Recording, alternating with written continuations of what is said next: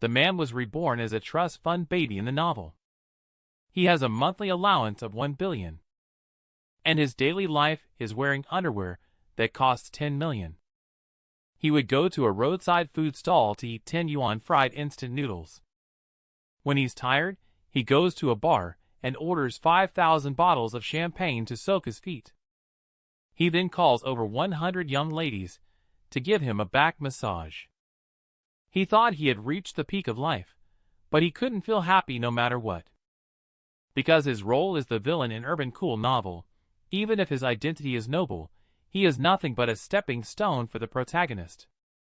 According to the original plot of the novel, Theo will get engaged to Quinn at his grandfather's birthday banquet.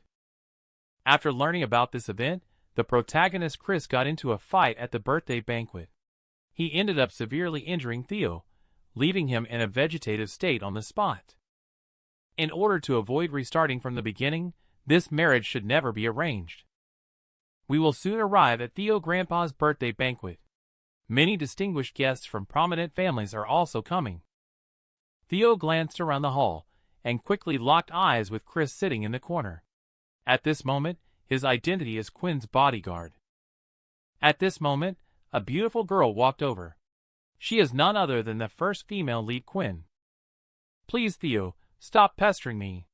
Let's call off the engagement. I will not agree to it.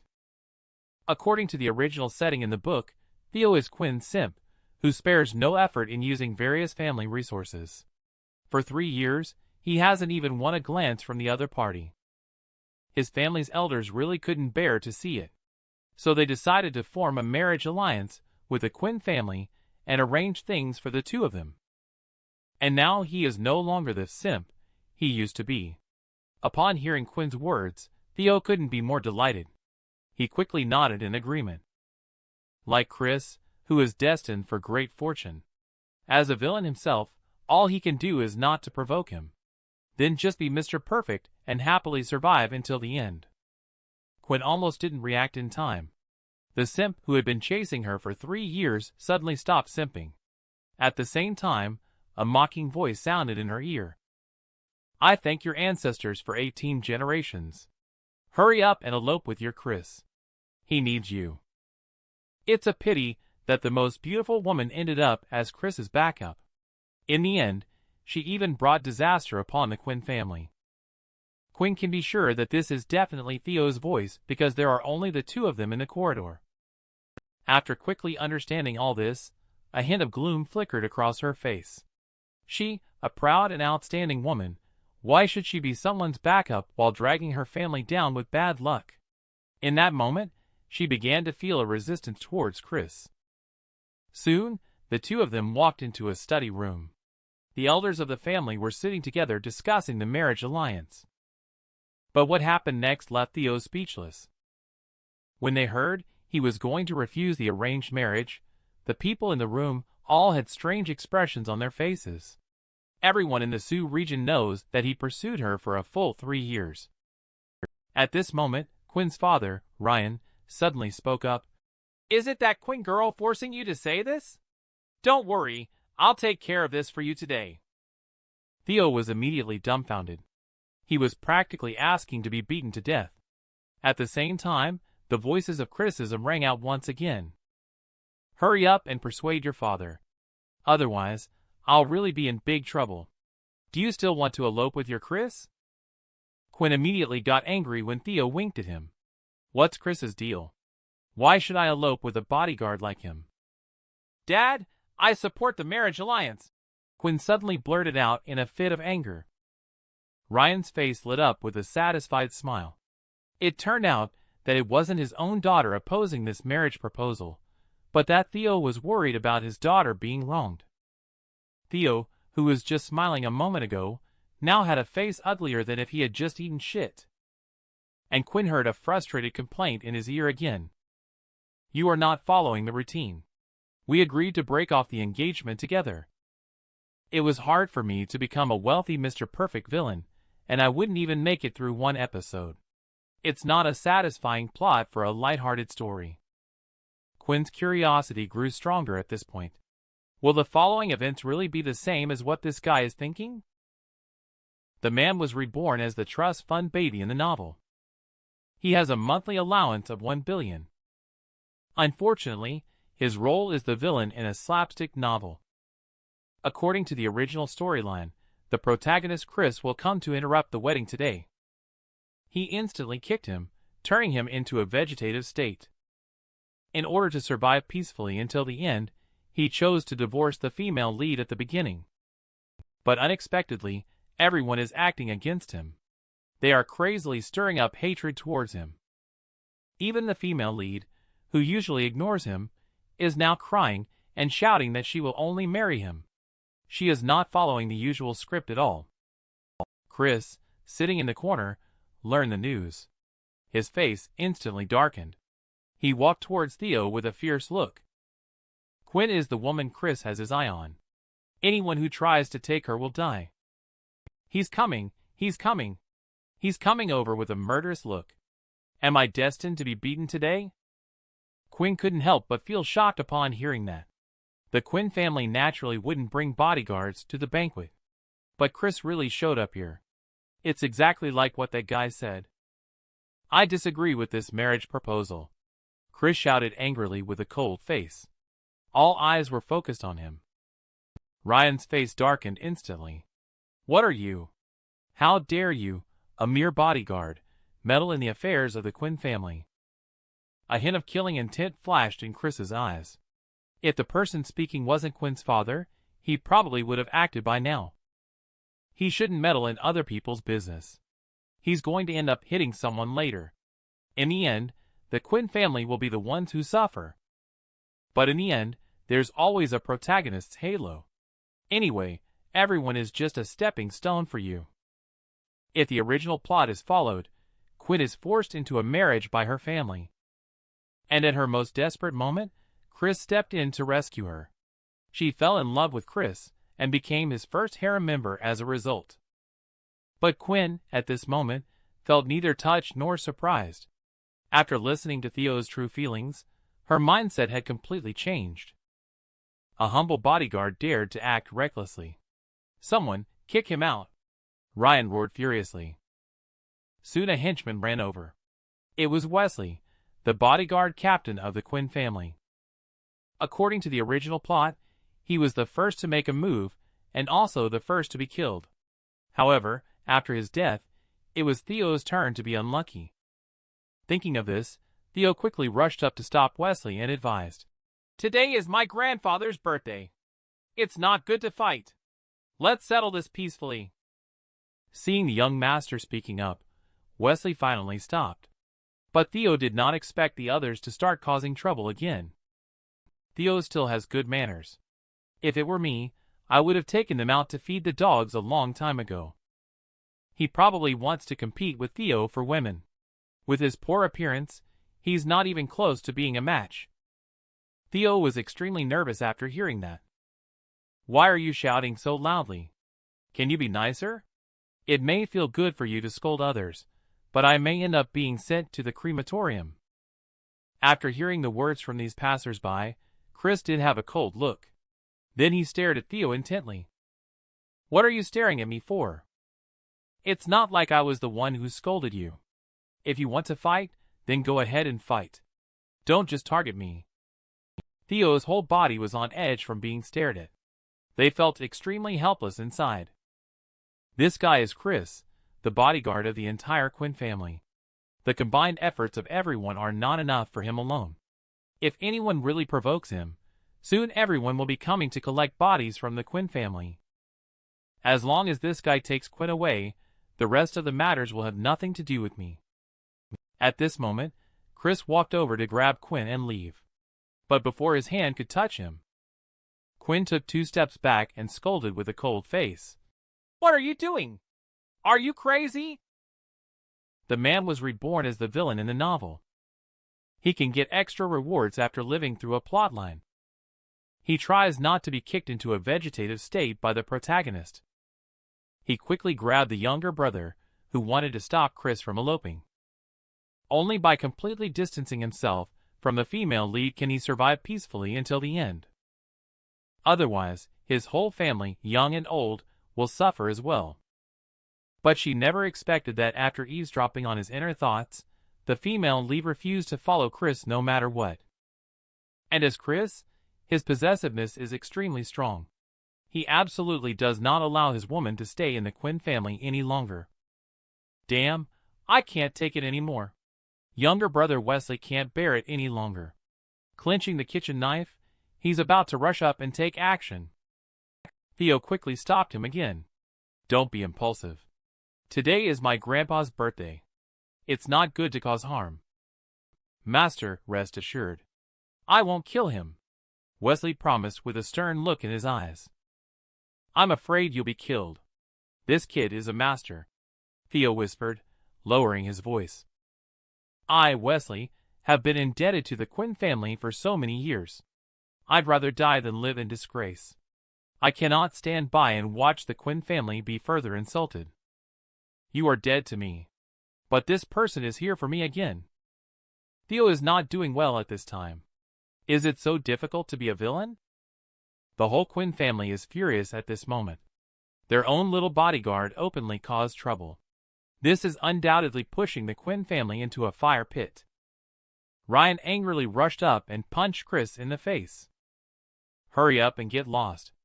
I only have one son-in-law in my life. If you continue to be unclear, the Quinn family will never let you off the hook. This punch may not be very powerful, but it is extremely insulting. A strong sense of killing intent flashed in Chris's eyes suddenly. But considering that Ryan is his future father-in-law, he chose to continue to endure. Since I am not welcome here, then I will leave. After saying that, he cast a deeply resentful look towards Theo. The humiliation he experienced today. He will make the Quinn family pay back twice as much in the future. You are really crazy. What does this have to do with me? It's obvious that you have a problem with me. Quinn, I'm begging you. Hurry up and leave with your husband. Theo is so angry that he's cursing up a storm in his heart. On the side, Quinn is also holding back a lot of anger. She muttered about her husband for a long time. Angry, she directly kissed Theo on the face. Luckily, Theo was quick-witted. He swiftly used his hand to block his face. So vicious of you. You actually want to kiss me so that you can succeed? I could still survive today? Chris walked to the door and glanced back. His own woman was actually kissing another man. He clenched his fists tightly. In the end, he managed to resist the urge to go back and start a massacre. After all, it's not the time to reveal his identity. He still needs to continue undercover to investigate the truth behind the massacre years ago. But it seems that the Quinn family no longer has a reason to exist. After the banquet, Theo sat on the sofa and cursed loudly. System, are you playing with me? How come today's plot is a bit different from the one in the book? In the original plot, Quinn should have looked down on Theo as a simpleton. But today, she clearly has some issues. Her intelligence has increased significantly. Congratulations to the host for successfully surviving the first stage of the plot, rewarding with one Lamborghini. I am nothing but money. What's the use of this thing you give me? Hasn't the plot already collapsed now? The system doesn't respond. Theo simply gives up communicating with this brute. This thing is just here to cheat people. But I finally managed to survive a plotline. I need to think carefully about the next steps of the plan. The man was reborn as the villain in the novel.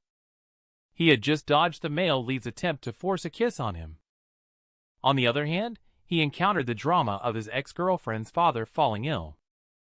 Quinn's mom just left. Bodyguard Captain Wesley then ran over with a wooden box, saying, "Mrs. asked me to bring this to you. It's a gift for visiting the old man." Theo nodded. The old man he mentioned is none other than the Wang family of the Sioux region's 4 major families. The 4 major families are led by the Tang family, known for their formidable strength. In second place is the Wang family, followed by the Qin family, and at the bottom is the Quinn family. Recently, Mr. Wang suffered a stroke, which resulted in hemiplegia. He is currently recovering at home. Theo suddenly shuddered. Isn't this scene from chapter 62 of the book? Why is it happening early?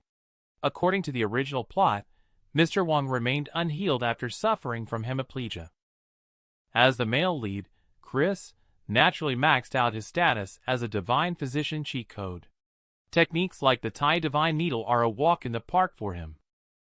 He easily cured Lord Wang's illness, gaining the friendship of the Wang family and laying the groundwork for his conquest of the Sioux region. Theo is a bit confused now. According to the original plot, he has already passed away at this point. In this scene, it's not Theo who gets trampled, but another divine doctor who went to seek medical treatment. The master failed. Chris stepped forward again. This makes him stand out as a superior person. As long as it's not oneself being stepped on, everything is fine. As for avoiding this part of the plot and such, Theo would not dare to do such a foolish thing. He tried it once before. The result of forcibly avoiding the plot was a dead end. The system rules are in place here. You can find a way to survive. But you absolutely cannot avoid the plot. Wesley beside noticed Theo's changing face color. Unable to resist, he asked him to take credit. Theo, I know you are still upset about today's matter. Rest assured. I have already sent someone to deal with that Chris. Theo was taken aback. Good heavens. You really are afraid of me living until the final conclusion, aren't you? He quickly had Wesley call to bring the person back. Almost got played again. He carefully scrutinized Wesley for a few moments. This guy looked left and right, top and bottom. He seemed like a loyal little brother. This person must not be kept. Just directly transfer him to the South African Mining Company and triple his salary and bonus. After Wesley left, Theo was quite satisfied. It's really good that we managed to get rid of the little brother and sent him to Africa. You won't be able to jump out and create any grudges for yourself, right? Taking the gift placed on the table, Theo drove to the Wang family. Theo had just walked to the doorway of the living room when a beautiful woman happened to walk out from the inside. The two bumped into each other solidly. Feeling the astonishing elasticity in his chest, Theo almost exclaimed out loud. He unconsciously sized up the Cheongsam beauty with his gaze. The explosive figure is simply too tempting. The beauty was suddenly bumped into. She couldn't help but widen her eyes and look at Theo. This beauty is none other than Shirley, the eldest daughter of the Wang family and also Theo's ex-girlfriend. This is the second female lead in this book. Because the Wang family and the Tang family are old acquaintances, they have known each other since childhood. They also attended the same university. In their freshman year, they dated for 2 months. Later, they broke up hastily due to some misunderstandings. Later on, Theo became the most famous simp in the Sioux region. The man reborn became the villain in the novel. He didn't know that others could hear his thoughts. He just escaped the male lead's pursuit. Now he has encountered his ex-girlfriend again. Theo came this time to visit Grandpa Wang. Unexpectedly, Grandpa Wang was taking a nap. Shirley greeted him at the door. The two of them broke up hastily due to a misunderstanding before. Now the misunderstanding has been resolved. But the Tang family and Quinn family are about to form a marital alliance. Shirley regrets it deeply in her heart. Theo didn't think too much about it. He was focused on sizing up Shirley. Quinn couldn't possibly be the number one beauty. I think Shirley is the number one beauty in the Sioux region, right? Look at her demeanor. Quinn is far worse than her. She's looking more and more haggard every day. What kind of marriage is this? Sooner or later, we have to find a way to end this broken marriage. Accompanied by Theo's complaints echoing in her mind, Shirley's hand trembled, almost dropping the teacup to the ground. She couldn't believe that Theo wouldn't be at fault. This must be Theo's voice. This guy clearly hasn't forgotten about himself all these years. He still insisted on trying to please her with sweet talk. She deliberately asked, I heard you got engaged to Quinn today. Congratulations. You finally got your wish. Theo, of course, denied it. Get married? It's all Quinn messing around, right? That crazy woman is just insane. She deliberately used me as a shield while having someone else in her mind. Shirley is even happier hearing these criticisms. Theo also noticed something unusual. His brow furrowed slightly. As an experienced villain, he knew that to survive, the best way was to stay away from these female leads. His tone immediately became colder, but his inner thoughts betrayed him. Oh my! Why are you suddenly so close to me? Your leg is almost touching mine. She smells so nice. Is this her natural scent? Shirley felt both happy and shy in her heart. A playful smile lingered at the corner of her mouth. She moved her face closer again and quietly admitted that she had misunderstood him back then. Theo deliberately looked displeased on the surface, but in his heart, he thought, I'm already acting unhappy. Why isn't she leaving? Is there any dignity left for the proud female lead in the classic romance novels? However, upon closer inspection, there is no denying that her figure and temperament are truly impeccable. Just please, don't come any closer. I really can't handle it. Shirley tried hard to hold back from laughing. She just loves this kind of contrast, Mo. Shirley pouted with her lips tightly pressed together, looking aggrieved. She then took the opportunity to hold onto Theo's arm. Theo's face darkened as he swiftly pulled his arm back. How could this person be like this? Not only did they collide while carrying the ball, but they also hugged my hand. This is cheating. At this moment, Shirley finally couldn't help it and burst out laughing. Her laughter left Theo stunned. She was indeed beautiful, but there was something off about this woman. If he treats her like this, she should decisively turn her back and leave. It would be right for her to never have any dealings with him again, even hold a grudge against him. Only in this way can she stay away from Chris, the fortunate son, and live on. In short, the first key to surviving in a wish fulfillment story is not to compete with the protagonist for women. If you can't afford to stir up trouble, you can always avoid it. Theo was just about to get up and slip away when Shirley had already stood up ahead of him. She stood up and took only a few steps before suddenly exclaiming and falling flat on the ground. She cried out in pain, rubbing her ankle pitifully as she looked at Theo and said, I've fallen down. Why don't you help me up? Theo initially wanted to refuse, but he changed his mind. What if he appeared too indifferent and offended her greatly? How would he deal with her holding a grudge? Women are petty, let alone when you are still an ex-boyfriend of hers. So he walked over with a cold face and reached out to help Shirley up from the ground. Shirley had just stood up when a figure who was unsteady rushed into Theo's arms. This script doesn't seem right. Is this the treatment a villain can have? I must stay calm. She is supposed to be a woman in Chris's harem. Help her up, and then make a quick exit. Shirley, who was lying in Theo's arms, couldn't help but feel a little annoyed after hearing his thoughts. Who is this Chris in Chris's harem? Would I still be willing to serve him in his harem? The man was reborn as the villain in the novel. He just broke up with his fiancée in order to save his own life. He was unexpectedly caught up by his ex-girlfriend. This kind of intimate behavior with the second female lead. Theo, of course, avoids it. He can only show a cold-faced image of a high-ranking man. Unexpectedly, this aroused Shirley's interest instead. I sprained my foot. Can you help me massage it, please? Theo firmly refused. If you're really uncomfortable, I can help you call your family doctor to come over. Just treat it as me hating you. Quickly stay away from me, okay? Anyway, we are not compatible. You are Chris's harem, and my role is the villain cannon fodder. If he finds out about this, I will be done for tonight. After hearing Theo's innermost thoughts again, Shirley coldly snorted in her heart. You won't help me massage, right? I will tell everyone later. I will say about you taking advantage of me. Theo, who had just picked up his foot, stopped in shock. His face was full of astonishment. This is not how you play. Can we talk some reason here? I have never seen an urban romance novel where a villain competes with the protagonist for a woman, and then actually survives. Theo could only advise earnestly, but Shirley took out her phone and waved it directly.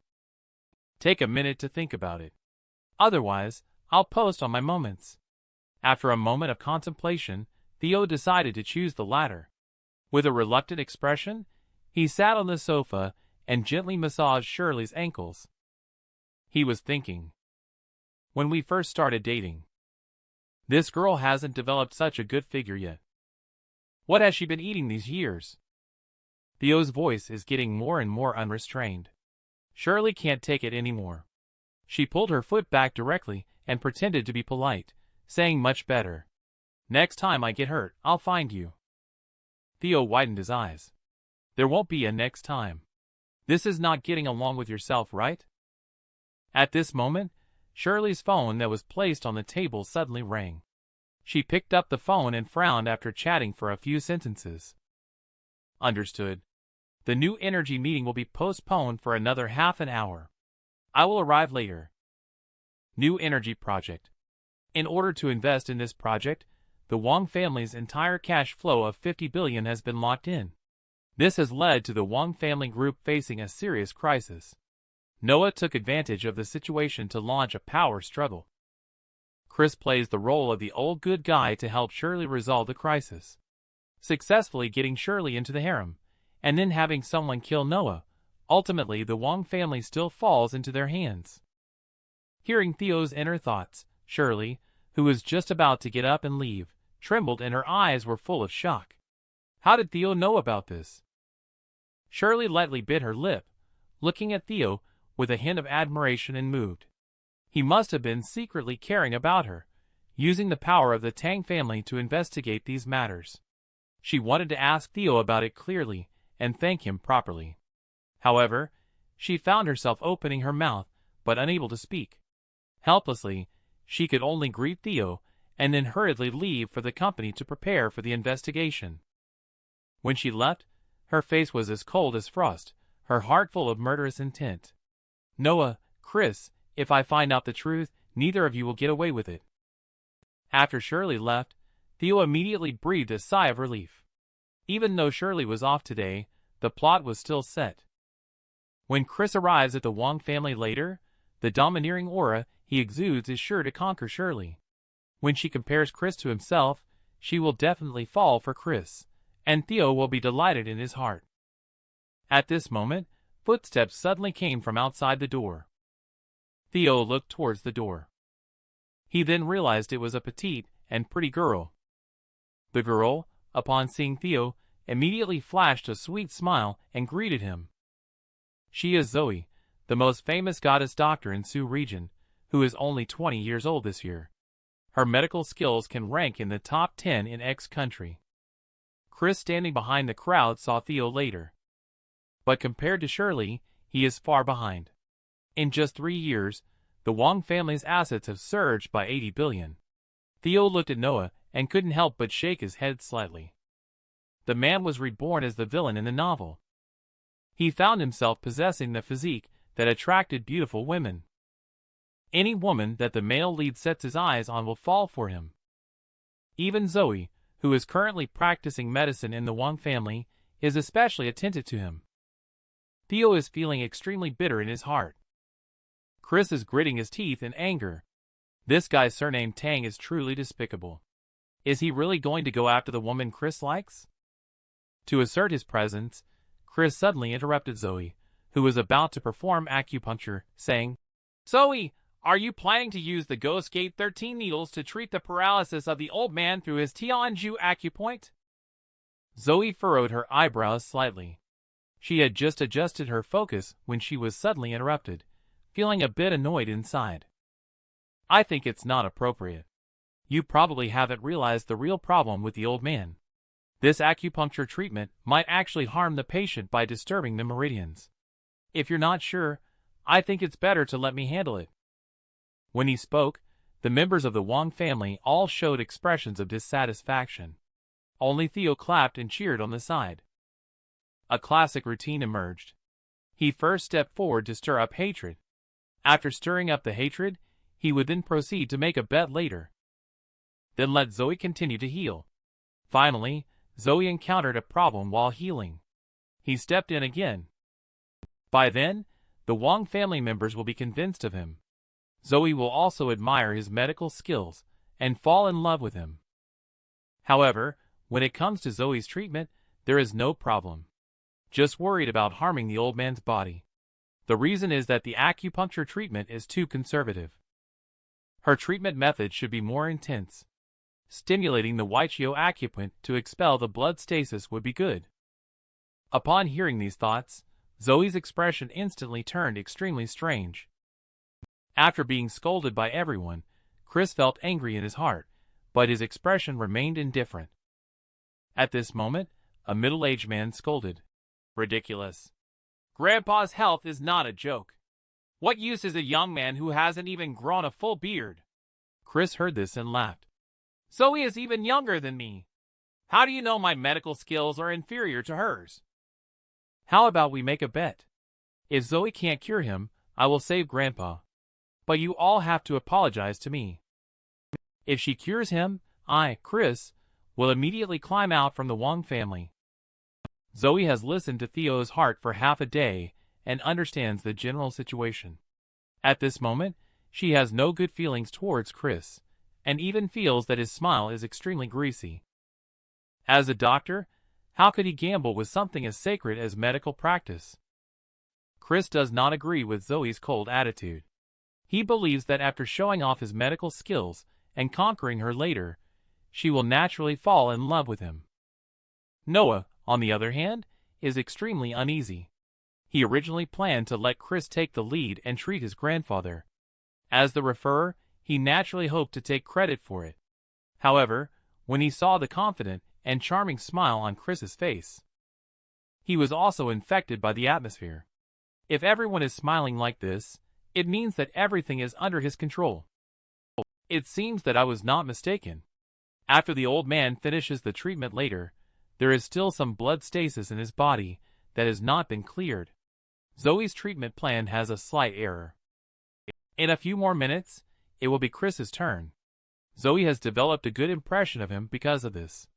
In the end, she became part of his harem. Theo's voice echoed once again. Zoe remained expressionless after listening, focusing her attention on the silver needle in her hand.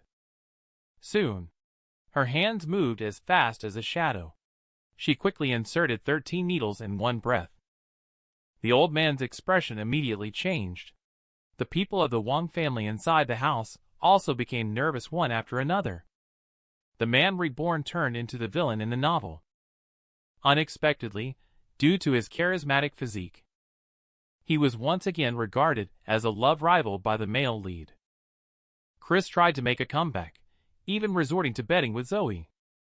As long as she doesn't cure the old master, he will have a chance to show his skills and gain the respect of the Wang family and Zoe. But I didn't expect Zoe to have some medical skills as well. Chris pulled the corner of his mouth, showing a look of disdain.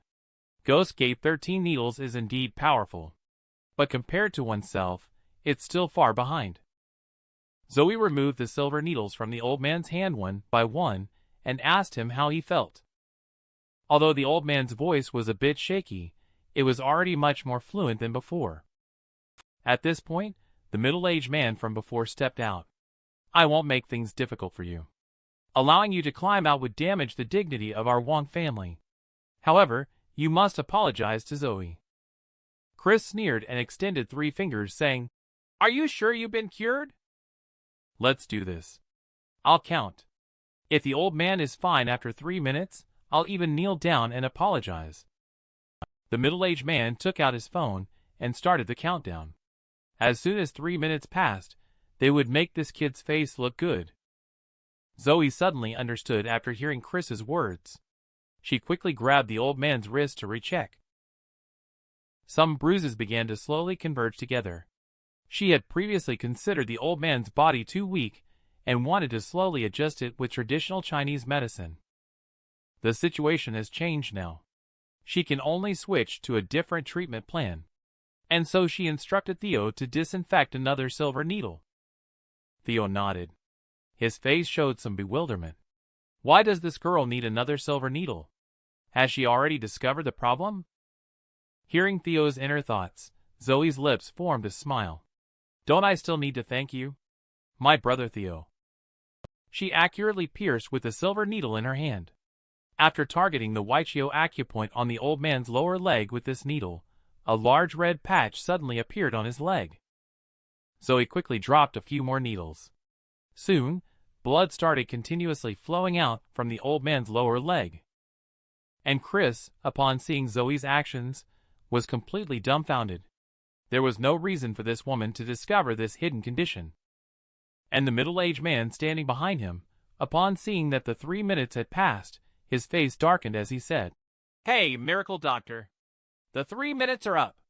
Shouldn't you fulfill your promise now?" Chris was instantly extremely embarrassed. Today he was supposed to act superior, conquer the Wong family, and win over the beauty. Now he really couldn't leave with dignity. He only needed to make a quick decision. Zoe will definitely become his woman in the future. He can endure bowing down to his wife. This is still acceptable to him. I didn't expect that the Sioux region also has such a true master like Zoe. It was my lack of insight today. I apologize to Zoe here. He finished speaking and extended a palm. A silver needle floated above his hand. It was the supreme skill of Tai Divine Needle, using Qi to manipulate the needle. After seeing this move, the members of the Wong family all showed expressions of amazement. It started. He quickly changed the subject, didn't he? However, Zoe is indeed obsessed with medical skills. When he shows off his Tai Divine Needle skill, Zoe will probably be curious about him. You are indeed worthy, Chris. You have always been successful in dating. Theo's sarcastic remarks quickly resounded. Zoe's face flashed a hint of annoyance. This guy is hitting on her. At this moment, her impression of Chris is simply extremely bad. Having medical skills, but lacking medical ethics. Just focus on treating the illness properly. Don't bring patients into a bed. She deliberately exclaimed. Wow, that's amazing. Then you must keep your word, right? Aren't you supposed to kneel down and apologize? Chris's anger was burning fiercely at the moment. His emotions were too intense. The silver needle in his hand could not withstand his inner strength and twisted on the spot. At this time, Noah hurried out to defuse the situation. Chris's expression softened slightly. It was just a moment of anger earlier. If Zoe doesn't mind, I would like to make it up over dinner tonight. Zoe coldly snorted and decisively refused. Chris felt both embarrassed and angry. At this moment, Shirley walked in from outside. There was a touch of coldness in her eyes. The man reborn became the villain in the novel. He didn't know that his inner thoughts could be heard by the female leads. This also caused the male lead to frequently flip over. But Chris is, after all, a man with the halo of the male lead. Just as he had just hit a wall with Zoe, he quickly composed himself and gave a wicked smile to Shirley. Can you smile normally? If your mouth doesn't look crooked, you'll die, right? I can't beat you either. If I could, I would have taped your mouth shut a long time ago. Theo is on the side constantly complaining. Zoe, upon hearing this voice, tried hard to keep her head down and hold back from laughing out loud. Shirley also heard Theo's complaints. But at this moment, she was not in the mood to laugh. After just returning to the company, she immediately suspended the project and mobilized all the resources of the Wong family to start an investigation. After her investigation, the situation indeed turned out to be the same as what Theo had said. Her cousin Noah has been pushing forward the new energy project, which she believes is a trap. She needs to conduct further investigation to find out the specifics. Otherwise, acting based on insufficient evidence will only startle the snake in the grass. She walked to the bedside and held her grandfather's hand to show her concern, then walked out of the courtyard with a group of people. Zoe's phone alarm suddenly went off, indicating that she needed to go out for a volunteer medical consultation. The members of the Wong family smiled and greeted Zoe one after another. Zoe nodded and winked at Theo, saying, "Theo, why didn't you greet me?" Theo forced a smile and waved his hand, saying, "Little sister, it's not that I don't want to greet you. I just don't dare. Chris is an idiot for treating you like his woman. Get closer to me. He wants to mess with me." Zoe was a bit speechless after hearing Theo's heartfelt words. She was treating herself as his woman. Chris is extremely unhappy at the moment. He wishes he could punch to death the woman Theo likes. How can she call someone else brother in such an affectionate manner? However, his expression remains calm. He even took the initiative to greet Zoe. Zoe's expression changed instantly. After giving Chris a few words, she snorted coldly and walked away. Chris instantly became furious. It was the first time in his life that hitting on a girl had gone so wrong. But he couldn't lose his temper now, because the plan to pick up girls wasn't over yet. Shirley was still here. He glanced at Noah next to him, and Noah immediately understood. He walked up to Shirley and introduced Chris to her. Chris took a deep breath, then resumed his signature devilish smile. Shirley just gave him a cold look. Has anyone ever told you something? Your smile is disgusting. Chris's smile on his face instantly froze. This comment has hurt his pride. Theo couldn't help but burst into laughter. Chris immediately turned his head and glared at him fiercely, his eyes full of murderous intent. Theo was stared at by him, feeling cold sweat running down his back. He cursed silently in his heart. Why are you being fierce to me? It's not like I cursed at you. Besides, you originally laughed disgustingly. Can't you see that by looking in the mirror? Several members of the Wang family saw him, looking fierce and evil towards Theo. They immediately expressed their dissatisfaction and started to criticize him. Theo was deeply moved and truly felt like crying. You guys really stand up for me. Next time, please don't stand up for me anymore. Stand up for me a few more times. I will really be gone later. The man was reborn as the villain in the novel. He found himself being helped everywhere he went. And this action also angered the male lead because it was the first time he had suffered a loss in the Wang family after living for so long. More importantly, it was the first time he had been rejected by two beautiful women. To eradicate Theo Chris, he arranged for his own men to infiltrate the Tang group. After leaving the Wang family, Chris stood on the side of the road and dialed a phone number. How is Area's infiltration of the Tang group going? It has been successful. My current identity is the secretary of the general manager. Very well. You have 1 week. Give me everything I need. A month later, I want Su region without Tang Famo. And at this moment, still in the Wang family, Theo suddenly sneezed. At this point, a prompt from the system came through. The host successfully survived the second part of the plot. Reward: immunity to all kinds of poisons. The reward this time did please Theo quite a bit. Immunity to all kinds of poisons is a good thing. With this skill, the hope of surviving until the end increased by 1 more point. Theo, who was in a good mood, was about to slip away when Shirley blocked his way. Why are you blocking my way? I know you have a crush on me. But this is not right. Because I am the man you can never have. Your destiny is not with me. It's with Chris, do you understand? The man you can never have. Yet I still want to have you, she said sadly. Are you so repulsed by me, your ex-girlfriend? Theo snorted coldly. If I'm not repulsed by you, I would be asking for trouble. Little sister. I'm just a villain trying to survive.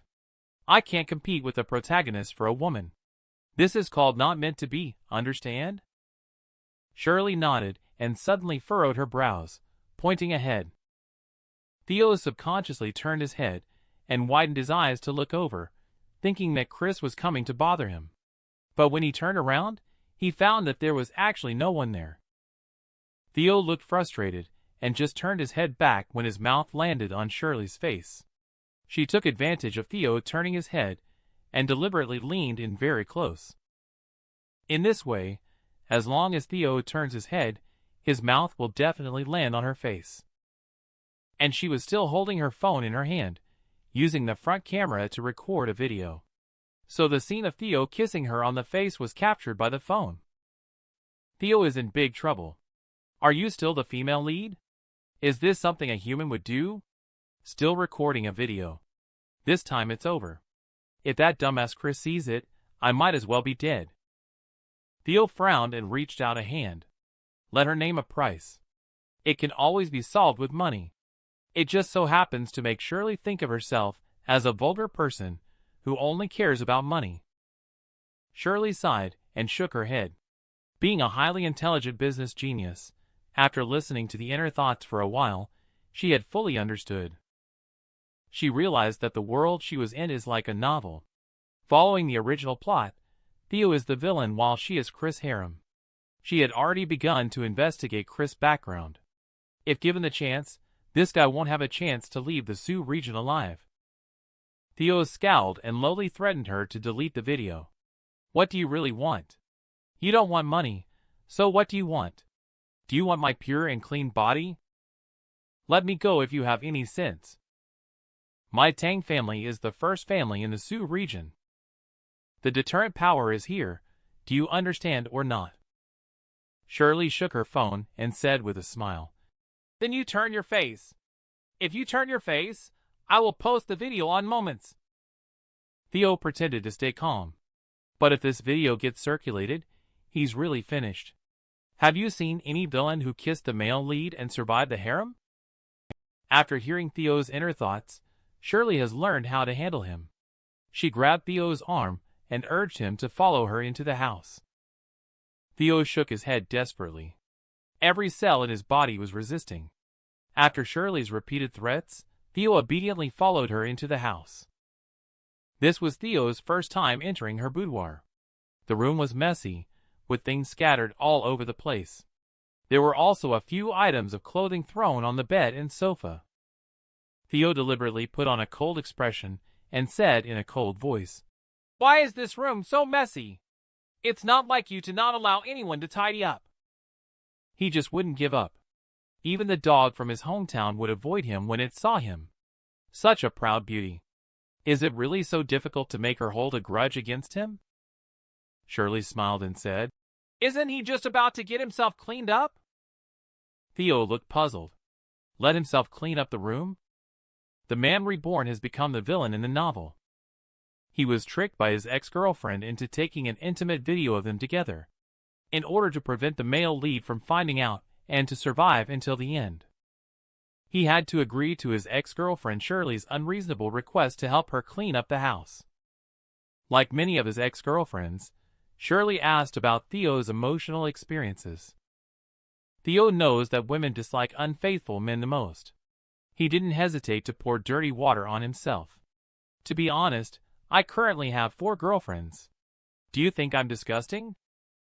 In recent years, I have been busy being a simp and haven't even touched a girl's hand, right? If you're not happy, just drive me away. Remember, unreliable men like me, who are rich and handsome, are not to be trusted. Shirley's expression instantly changed from gloomy to sunny.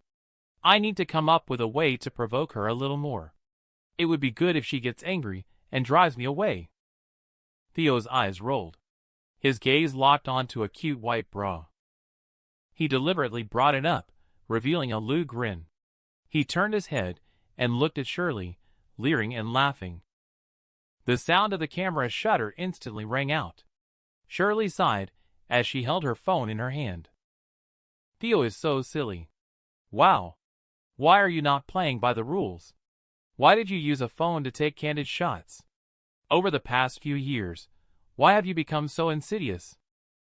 This is definitely not something Shirley would do in the original book storyline. I give up. I won't do anything anymore, okay?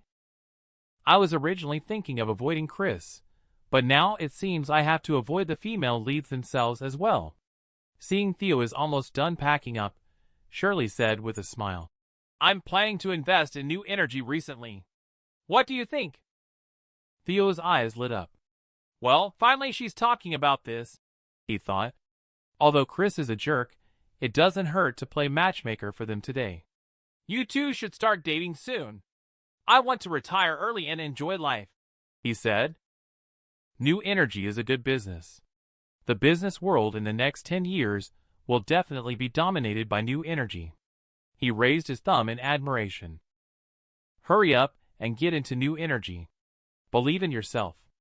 This project will definitely make big money. The premise is that the cooperation partners are reliable. Are you partnering with F company? This company is really unreliable. When the project falls into your hands, it's time for Chris to step in. I understand. Today, Shirley and Chris had a disagreement. Conflicts sometimes lay the groundwork for emotional growth. Shirley's smile became more pronounced. Since you are so optimistic about it, I've decided to invest in this project. However, I still have doubts about F company from France. Is this silly girl's intuition getting sharper? F company does have issues, but Chris has managed to cover them up. Their accounting practices will be exposed sooner or later. As for their touted new energy technology, it is currently not mature. There are significant safety issues. To put it bluntly, it's a scam company. Shirley was already laughing so hard that she felt she had completely mastered Theo's usage, as if she had a remote control in her hand. She looked at Theo and asked again, I plan to delegate the project to Noah. Do you think his abilities are sufficient for this project? Theo praised Noah enthusiastically. He was thrilled beyond words. Everything is finally back to normal. If I remember correctly, the deputy general manager surnamed Lee in your company is on the same page as Noah. He is aware of this.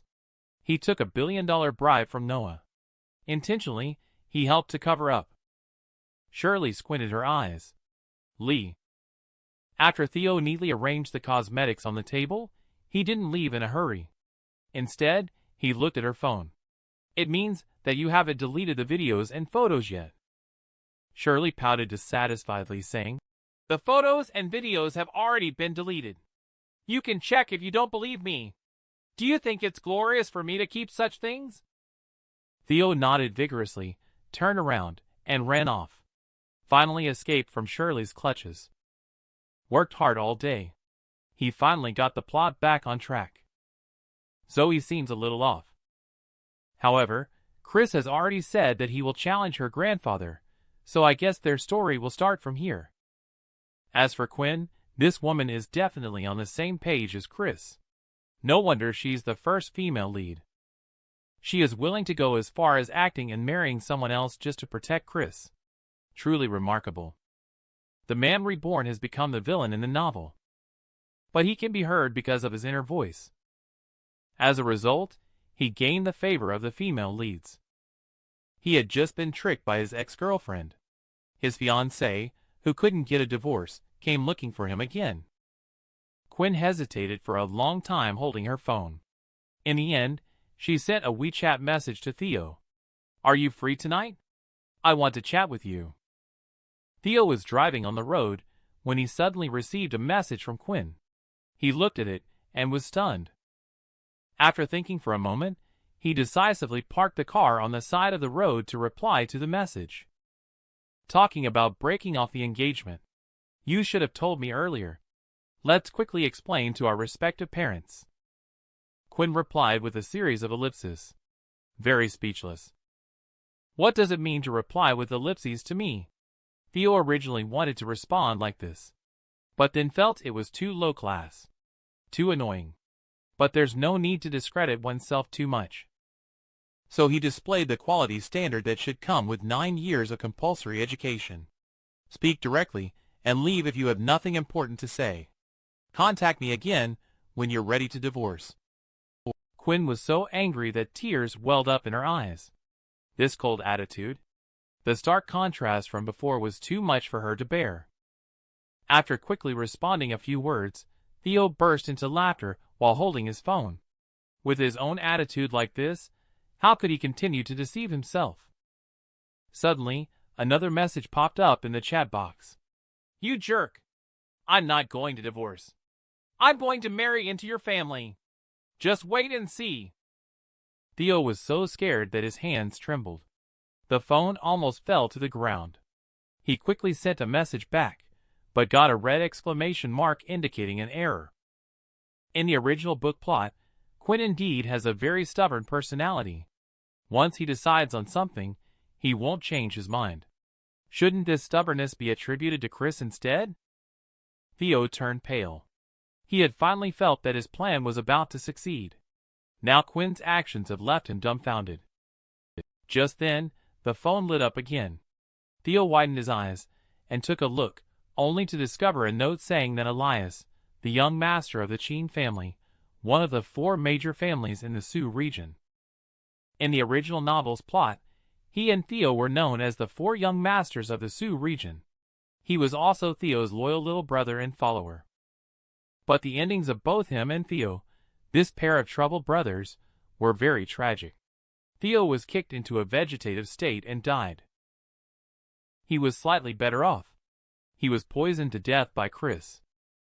Upon seeing the message from Elias, Theo suddenly had an inspiration. Yes, seeking help from outside might be a good idea. Where are you? I'll come find you to play. I am playing at Galaxy.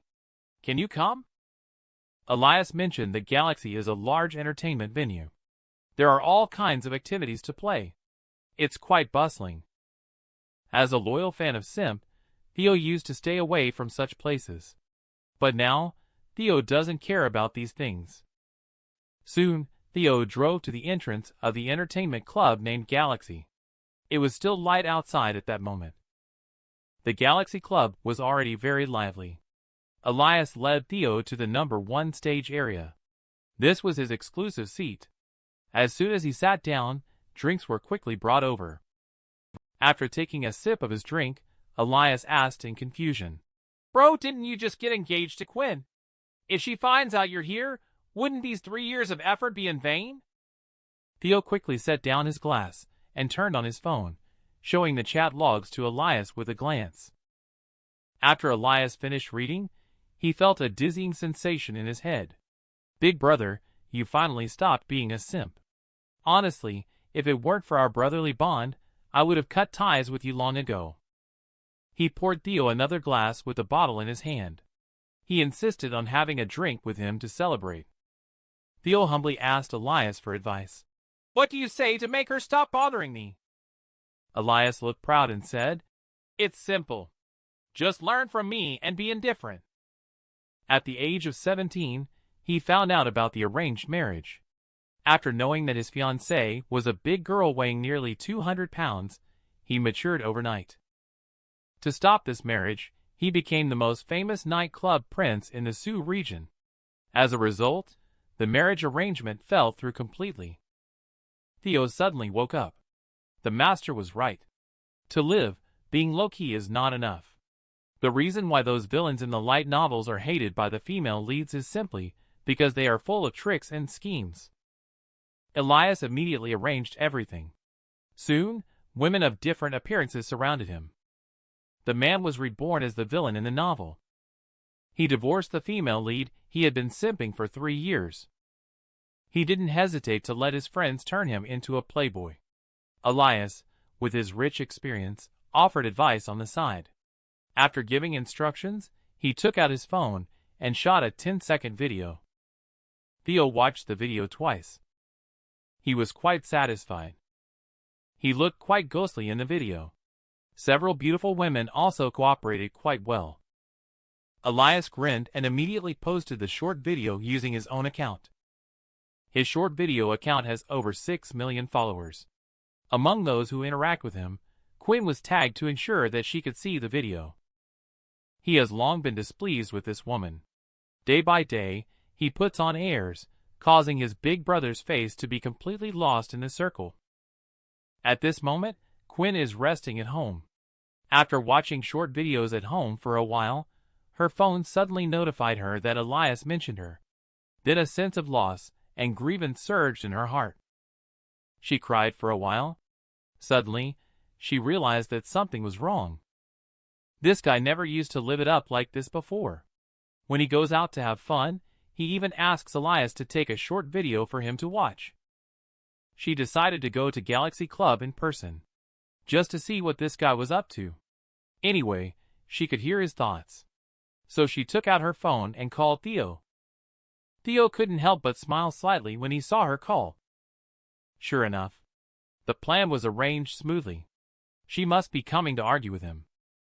Unexpectedly, Quinn's voice of grievance came from the phone. What do you mean by that? Have I done something to annoy you? Wait for me, I'll come find you. After saying that, Quinn hung up the phone. Theo furrowed his brow as he held his phone. This woman must be possessed. Then he suddenly realized. She must continue to act in order to protect Chris. Playing the whole game. This woman is really scheming. Luckily, I have realized it. At this moment, Elias suddenly slapped his thigh and said, I have a date with a beautiful woman tonight. She is definitely a top-notch beauty. At least on the same level as Quinn. Elias smiled mysteriously and started contacting the other party with his phone. After waiting for about 10 minutes, a graceful figure walked over. In terms of appearance alone, this woman doesn't lose to Quinn, the top beauty in the Sioux region. Theo smiled and held the other person's icy-cold jade-like hand. Suddenly, his pupils constricted in reaction. Oh my god! Isn't this Jade-Face Fox? Chris, this guy acts so quickly. It's arranged just like that. Her target shouldn't be me. It's Elias, right? At this moment, Theo's heart is greatly shocked. The same. Maya, who shook hands with him, was also startled. Suddenly she heard Theo's inner thoughts. She almost thought her identity was exposed. She is one of the pieces intentionally sent over by Chris. She is also one of the elite members at the top level of the Dragon Soul group. Theo awkwardly smiled and quickly released Maya's hand. He glanced at Elias. This guy is smirking proudly and saying, What do you think, bro? Am I loyal enough? This is an assassin. The target is you. You pushed her to me. After hearing Theo's thoughts for the second time, Maya was 100% certain. This was not ventriloquism. She was listening to this guy's inner thoughts. Maya took a deep breath. Although her identity had been exposed, she was confident that she could easily escape from here. Better stay for now. Observe a little more before making a move. This guy is also Chris's target. Theo raised his glass with a forced smile. Right now, all he wanted to do was to run away quickly. The man was reborn as the villain in the novel. He deliberately created an image of himself as a playboy. And his goal is only to divorce the female lead. Unexpectedly, he encountered the top killer under the male lead's command. In order to avoid being taken out so quickly, Theo subconsciously shifted his body to the side. He first created some distance to feel safer before acting. And this action was noticed by Maya. Maya smiled and asked, What's wrong, Theo? Are you feeling unwell? Theo laughed and said that his butt was a bit sore from sitting for too long. He told Maya not to come over and reminded her not to forget her original intentions. Your goal is our Elias. Do you know to go chat with him? Brother, don't worry. Big brother will remind you later to run away and hide overseas. I won't stand by and do nothing. Maya's mouth twitched. This guy is quite loyal. But how did he know about the organization's plan? It seems that this person is not that simple. According to the original plot, Chris, full of ambition, first targeted the 4 major families in the Sioux region when he returned to the country. In order to control the 4 major families, besides chasing girls, he also had to kick away obstacles one by one. Elias, as the male heir of the Qin family, is his stumbling block. So he sent out several elites. Jade-Face Fox Maya is in charge of the Qin family. After she approached Elias, she used her beauty to control him. She then went to hook up with another young noble. In the end, the two clashed. Elias was poisoned to death by the Jade-Face Fox. The Qin family thought it was the young master who did it. After the two families went to war, Chris took advantage of the situation. After carefully recalling the plot, Theo breathed a sigh of relief. He remembered. The rules of the Dragon Soul group are very strict. Tasks must not be changed casually. This woman and I were just playing along. Her real target is still Elias and another unfortunate guy. In that case, I don't need to panic too much. Just play my role well. Let her feel disgusted and leave on her own. Maya slightly furrowed her brow upon hearing all this. This guy actually knows Dragon Soul Group so well. He is definitely not an ordinary person. After adjusting his mindset, Theo took the initiative to move his body and stood next to Maya with a sly smile. Maya then leaned against Theo, sending him flirtatious glances. She wanted to see how much this guy really knew about their organization. Theo's mind was filled with doubts. This isn't following the usual script. If your target is Elias, shouldn't you be staring at him instead? Could it be that she knows Elias likes to play the Minotaur and is acting like this on purpose to show Elias? That works too. Just keep acting. We can use you later to deal with that foolish woman Quinn. But Chris is also despicable. He doesn't let any woman in the organization go. He deliberately assigns them dangerous tasks that cannot be completed, then he plays the hero. He does everything by himself. Theo feels deeply emotional about this in his heart. At this moment, Maya is extremely shocked. In the past 2 years, she has failed in missions twice. Both times, Chris intervened to save her, and he even got seriously injured while trying to save her. This made her deeply touched in her heart. But now, after hearing Theo's words, she suddenly realized that something was amiss. At this moment, Quinn finally made an appearance. Upon seeing another woman, who was just as attractive as her, nestled in Theo's arms, she couldn't help but feel enraged. Theo smiled faintly.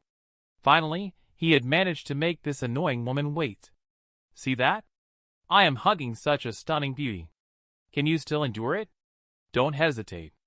Go ahead and lose your temper. Today, I will allow you to splash me with alcohol on my face. Quinn heard the guy's true intentions and instantly understood his plan. Indeed, this guy deliberately posted short videos to provoke him, trying to force him to give up on the engagement. He was not going to fulfill his wish. Her expression suddenly softened slightly. She sat down beside Theo and said, "Seeing you drinking alone here, I feel like having a drink too." Theo was completely dumbfounded this time. The man reborn turned into the villain in the novel. He wanted to get rid of the female lead, who had been pursuing him relentlessly for 3 years. He didn't hesitate to portray himself as a scumbag to get rid of her. Unexpectedly, the female lead didn't follow the script. Theo was completely baffled. It seems that he can only be more ruthless. He only saw him clasping Maya's hands tightly, showing a lewd expression, provokingly. Maya's body trembled, almost slapping Theo backhandedly to death. Quinn felt both angry and amused in his heart. This guy's terrible acting is trying to force me to leave. No way. Quinn reached out and grabbed Theo's arm. Theo seriously doubted whether Quinn was possessed. "What about your identity and position?" Quinn said softly. "For the past 3 years, I have tested you. I have caused you a lot of grievances. But from now on, I want to make you the happiest man in the world." Theo took a deep breath, feeling his legs go a bit weak. This woman, she's really going to be the death of me. She wants to play for real, doesn't she? It's just a matter of underestimating the opponent. Theo sneered coldly, then hugged Maya and stood up, leaving number 1 stage. Elias stood dumbfounded on the side. "Why are all of you so wild today?" Maya, who was being hugged by Theo, was ready to fight at any moment. Fortunately, after Theo hugged her and spun her around, he took her out through the back door of the Galaxy Club. Theo took off the valuable watch on his hand and gave it to Maya as a gift. "I like responsible girls like you, who don't constantly ask for money. I'll go back and talk to her about getting a divorce. Let's have a drink together next time." After saying that, Theo swaggered back into the Galaxy Club. No matter how good Quinn's acting skills were, ultimately, he was 1 step ahead. Maya, upon hearing these words, will definitely tell Chris and call him a fool. He wouldn't think that he was competing with him for a woman, right? Maya casually put away the watch that Theo gave her, quickly returned to the car, and dialed Chris's phone number with her mobile phone. "What's wrong? Is the mission still going smoothly?" came Chris's voice from the other end of the phone. Maya was quite happy to hear Chris calling her as usual. However, After hearing what Theo said in her heart, her mindset has undergone some subtle changes. She felt a bit repulsed subconsciously by Chris's intimate nickname. She even thought he was somewhat hypocritical. She was already close to her goal. However, she encountered Theo and Quinn when nearing the goal. Chris on the other end of the phone was already furious. He would never allow anyone to touch the woman he liked. Maya requested a change of plan upon seeing this. She decided to infiltrate the Quinn family, to get closer to Theo in order to better protect Quinn. She is no longer committed to completing the mission. She simply wants to get closer to Theo to hear more information from him. Perhaps, she is seeking an answer to something she has been investigating all along. To protect her harem, Chris had no choice but to agree. Maya hung up the phone with a look of disdain after listening to Theo's heartfelt words. Her attitude towards Chris became even more contemptuous. When Theo returned to stage number 1, Quinn was already lying on the table. Theo has a bad headache. If this woman can't drink, she shouldn't drink. It's not necessary to push herself so hard to perform a show. What if she takes advantage of others when they're in danger? It's better to just honestly be a villain for now and live on. Theo lifted Quinn up and immediately felt a soft and fluffy mass on his back. The man was reborn as the villain in the novel. He changed from being a simp and started to put a green hat on the female lead. Unexpectedly, his true feelings were heard once again. To prevent Theo from succeeding, Quinn pretended to be a little tipsy and leaned against Theo's shoulder. Theo pushed her head away without hesitation. But Quinn just giggled foolishly, then stuck to Theo again. Then she said in an unimaginably sweet voice, "I just want to stick to you." Theo looked puzzled at first, then remembered. When this woman was very young, her mother passed away from cancer. Her father, Ryan, has a strong personality and is busy revitalizing the Quinn family, so he doesn't have much time to spend with her. Under loneliness and pressure, she has developed a stubborn and competitive personality. She has also become increasingly cold and independent. Once she gets drunk, she reveals her vulnerable and clingy side. But what will you do when she shows me this side? Watching Quinn trying to climb onto him, Theo made a concerted effort to push her away. But he overestimated himself. Due to the brain-dead author setting, as a villain, he is just an ordinary Mr. Perfect with lousy combat capabilities. As the first female lead, Quinn has a certain level of martial arts skills. Dealing with 2 or 3 big men is a piece of cake for her. When Quinn climbs onto him, she says, "Come on, give me a kiss." She pouts and starts to shake her head side to side, inching closer to Theo. Theo tries hard to resist, but his hands are tightly held by her. He can only shake his head vigorously to dodge. Let her press a fierce kiss. Wait for her to sober up. Thinking about it later, he couldn't kill himself over this mess. In Theo's constant struggle, Quinn didn't kiss his mouth, but his face couldn't escape. "I kissed you so many times. Why don't you kiss me back?" Theo is about to cry. This is not Quinn. This is a thirsty female demon. Quinn suddenly put her face over and said pitifully, "Don't ignore me. This time let me lick you, okay?" She suddenly acted coquettishly. Theo really couldn't resist it for a moment. But a few seconds after she said this, she fell asleep lying on top of Theo. Theo let out a long sigh. This woman has finally calmed down. If she keeps causing trouble, his pure body might be defiled by her. After driving for another 10 minutes, he finally returned to the Quinn family. Theo had no intention of sending Quinn back. She was so drunk. It would be difficult to explain to the Quinn family if he sent her back. Carrying Quinn on his back, Theo had just gotten off the car when he saw his old man David standing at the entrance. David's face was as dark as coal at the moment. Half an hour ago, he was resting at home playing with his phone. Suddenly, an old friend sent him a video link. He clicked on it and saw his son with a smug face, embracing 4 women and drinking. This guy even shouted, "I'm not scum. I just want to give them a home." This really infuriated him. Now he sees Theo getting down from the car with a woman on his back, still with lipstick marks on his face. He slowly pulled out his own belt. Theo was so scared that he almost jumped up. He had already guessed what his own father wanted to do. David sneered. He tightened the belt in his hand and said, "You're quite capable, kid. Only after the marriage is settled do you start showing your true colors, huh?" Theo quickly threw the pot out. "It's not someone else. It's Quinn making a short video for fun. Elias asked me to help shoot it, saying it's to increase followers." David stared at her for a few moments and realized that she was indeed his future daughter-in-law. This softened his expression a bit, and he slowly put the belt back. After returning home, Quinn, who had already fallen asleep, slowly opened her eyes. By now, she had fully woken up. Or rather, she wasn't as drunk as she seemed to be in the beginning. While she was in the car, she was drunk but still rational. However, under the influence of alcohol, she didn't really want to maintain her rationality. However, after completely sobering up now, she does feel a bit embarrassed thinking about it. The man was reborn as the villain in the novel. He was easily controlled by all the female leads as soon as he appeared on the scene. 1 second, he was trying every means to divorce Quinn.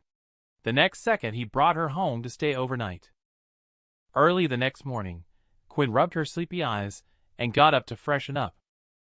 When she walked out, she ran into Theo, who had just finished showering.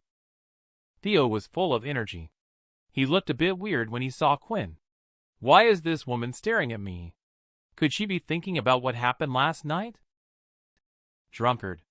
"I must not drink with her next time, or I will drink myself to death. Otherwise, I won't be able to keep my purity."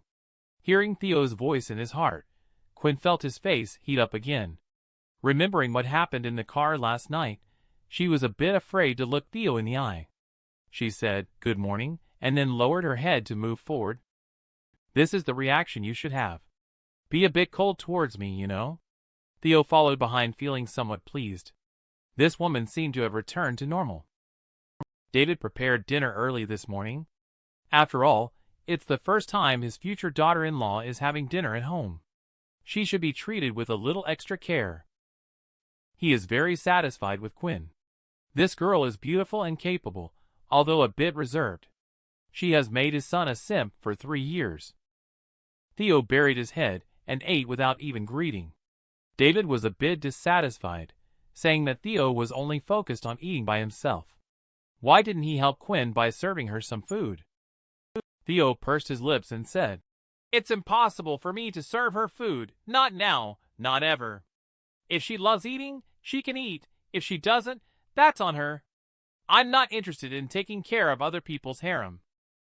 Listen to Theo's words. Quinn suddenly felt a bit itchy in her teeth. This bastard. It's just serving food, not like she's eating him. She looked guilty, and said she had caused trouble for the Quinn family. David smiled warmly and said, "It's okay, it's okay. It's all because this kid is not behaving well. He insisted on taking you out for drinks." Theo looked incredulous. Is he taking the blame for his own profession? Quinn bit her lip, looking aggrieved. "It was me who insisted on going for a drink with him. It's my fault." When she said this, David actually became even more satisfied with her. "You're at it again, huh? Trying to win favor with my parents. You're trying to trap me on purpose. You don't want to bear the pressure of breaking off the engagement. You want me to take the blame." After pondering for a while, Theo finally understood. He is ready to bring up the topic of marriage again.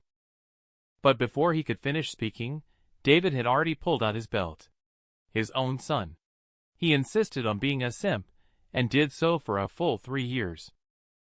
Now that he has finally obtained the beauty, this boy is causing trouble again. Isn't this asking for a beating?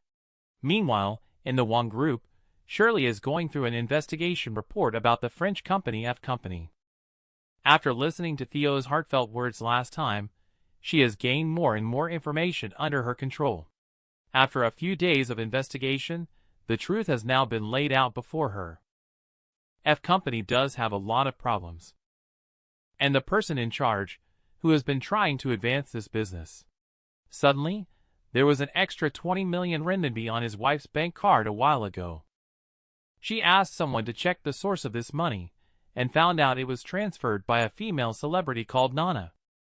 And the sugar daddy sponsoring this female celebrity is her own cousin, Noah. If she didn't guess wrong, most of these 20 million yuan should be the deposit for the person in charge. Shirley's eyes flashed a hint of coldness. She would definitely not show mercy to this kind of untrustworthy person who tries to take advantage of others, even if it was her own cousin. However, she is more concerned about another person than Noah. This person has already made it onto her hit list, but she hasn't investigated his background clearly. His identity is too mysterious, shrouded in a fog. Currently, the only thing she can investigate is an investment company called Gold. This company invested a huge amount of money half a month ago to become the largest shareholder of F Company. But this company does not belong to Chris. This person hides very deeply. The man reborn became the villain in the novel, but he became the divine assistant for the female leads. With Theo's mental guidance, Shirley successfully investigated the company's issues. However, investigating Chris was not an easy task. She thought for a moment and made a phone call. After about 10 minutes or so, a middle-aged man walked in. He is the person in charge of the company, Dylan. As soon as he entered, Shirley asked him how many years he had been with the company. Dylan laughed and said, "Exactly 30 years. I've devoted my whole life to the company." Shirley suddenly slammed the table and coldly said, "Is it devoted to the company, or is it $1 billion for Noah?" Dylan's eyes flashed with a hint of fear. However, his face remained calm, pretending to be puzzled. Shirley's face remained icy cold as she continued to threaten. This made Dylan's legs go weak. He quickly knelt on the ground and begged for mercy. Soon, he confessed everything. Shirley was somewhat shocked after listening. Everything was perfectly expressed by Theo's thoughts. "It's a good idea for Chris to provoke me." She coldly smiled in her heart. She had already come up with a revenge plan. She decided to let Dylan tell Noah first and agreed to cooperate this time. Dylan nodded repeatedly, breathing a sigh of relief. Just as he was about to take the elevator to find Noah, Noah came out of the elevator holding a document. Dylan then told him the news that Shirley agreed to cooperate. Noah's face lit up with joy. In this way, once the plan is successful, the position of general manager will soon fall into his hands. As for the cousin, she will just obediently get married. Noah returned to the office and called Chris. At this moment, Chris is patrolling in the community. His mood instantly improved upon receiving Noah's call. He then made a call to Dragon Soul Group, instructing his subordinates to transfer 30 billion from the organization's account to F Company. Because this time F Company is cooperating with Wong Group. Wong Group will provide 50 billion funds, and F Company needs to provide 30 billion funds and technical personnel. But the current F Company is already an empty shell. So for this money, they have to get it from the Dragon Soul Group. But this money is just temporarily taken out and frozen. After conquering the Shirley Wong family, tens of billions of wealth will all belong to them. After Dragon Soul Group transfers the money to F Company, Shirley, who has been closely watched, is the first to receive the news. A smile appears on Shirley's face. She has also investigated the tax evasion of F Company thoroughly. Tax evasion in France is quite serious in nature. Once caught, they will face hefty fines. According to her estimation, that 300 billion might not be enough for the fine. But that's not enough. She looked into Gold Investment Company. The company's assets are around 500 billion. Just 300 billion is not considered a major loss for them. Her revenge is just beginning. She thought about it. She took out her phone and messaged Theo. "Let's go out for a meal. I have some business to discuss with you." At this moment, Theo just arrived at his own company. His butt was not yet warm when he received Shirley's message about business discussion. Theo chuckled. Keeping a distance from the female lead was the only way to survive. So, he replied with 2 words, "No time." Shirley quickly replied, and even sent a picture over. "Well, there's nothing that can be done. Yesterday when I was cleaning my phone, I accidentally found some old photos that I forgot to delete. I have no idea what will happen if I post them on Moments." Theo took a glance at it. His expression changed immediately. "Oh no, isn't this a photo of me in her room?" He quickly put away his phone, tears in his eyes, and left the company. When he arrived at Deep Sea Restaurant, Shirley was already waiting at the door. Theo had a cold face, looking displeased. "Isn't Deep Sea Restaurant a place to eat people? Are we here to discuss business or multi-billion-dollar deals?" Upon hearing Theo's thoughts, Shirley's mouth twitched. "This guy seems afraid that I will eat him." She reached out her arm and looked at Theo. Theo knew this woman was indirectly threatening him, but he could only obediently reach out and hold Shirley's arm. The man is reborn as the villain in the novel. He was forced to participate in his ex-girlfriend's revenge plan. In order to help the male lead successfully transition to a new career, Shirley asked Theo out. She couldn't help but stare at Theo's handsome face, with a gentle smile in her eyes. Even though she was in a fictional world, she didn't mind. As long as she was a real existence, that was fine. However, she was not very happy with the plot development. Having that guy, who looked like he was seriously ill when he smiled, become the male lead of a harem was ridiculous. "Isn't my Theo lovely?"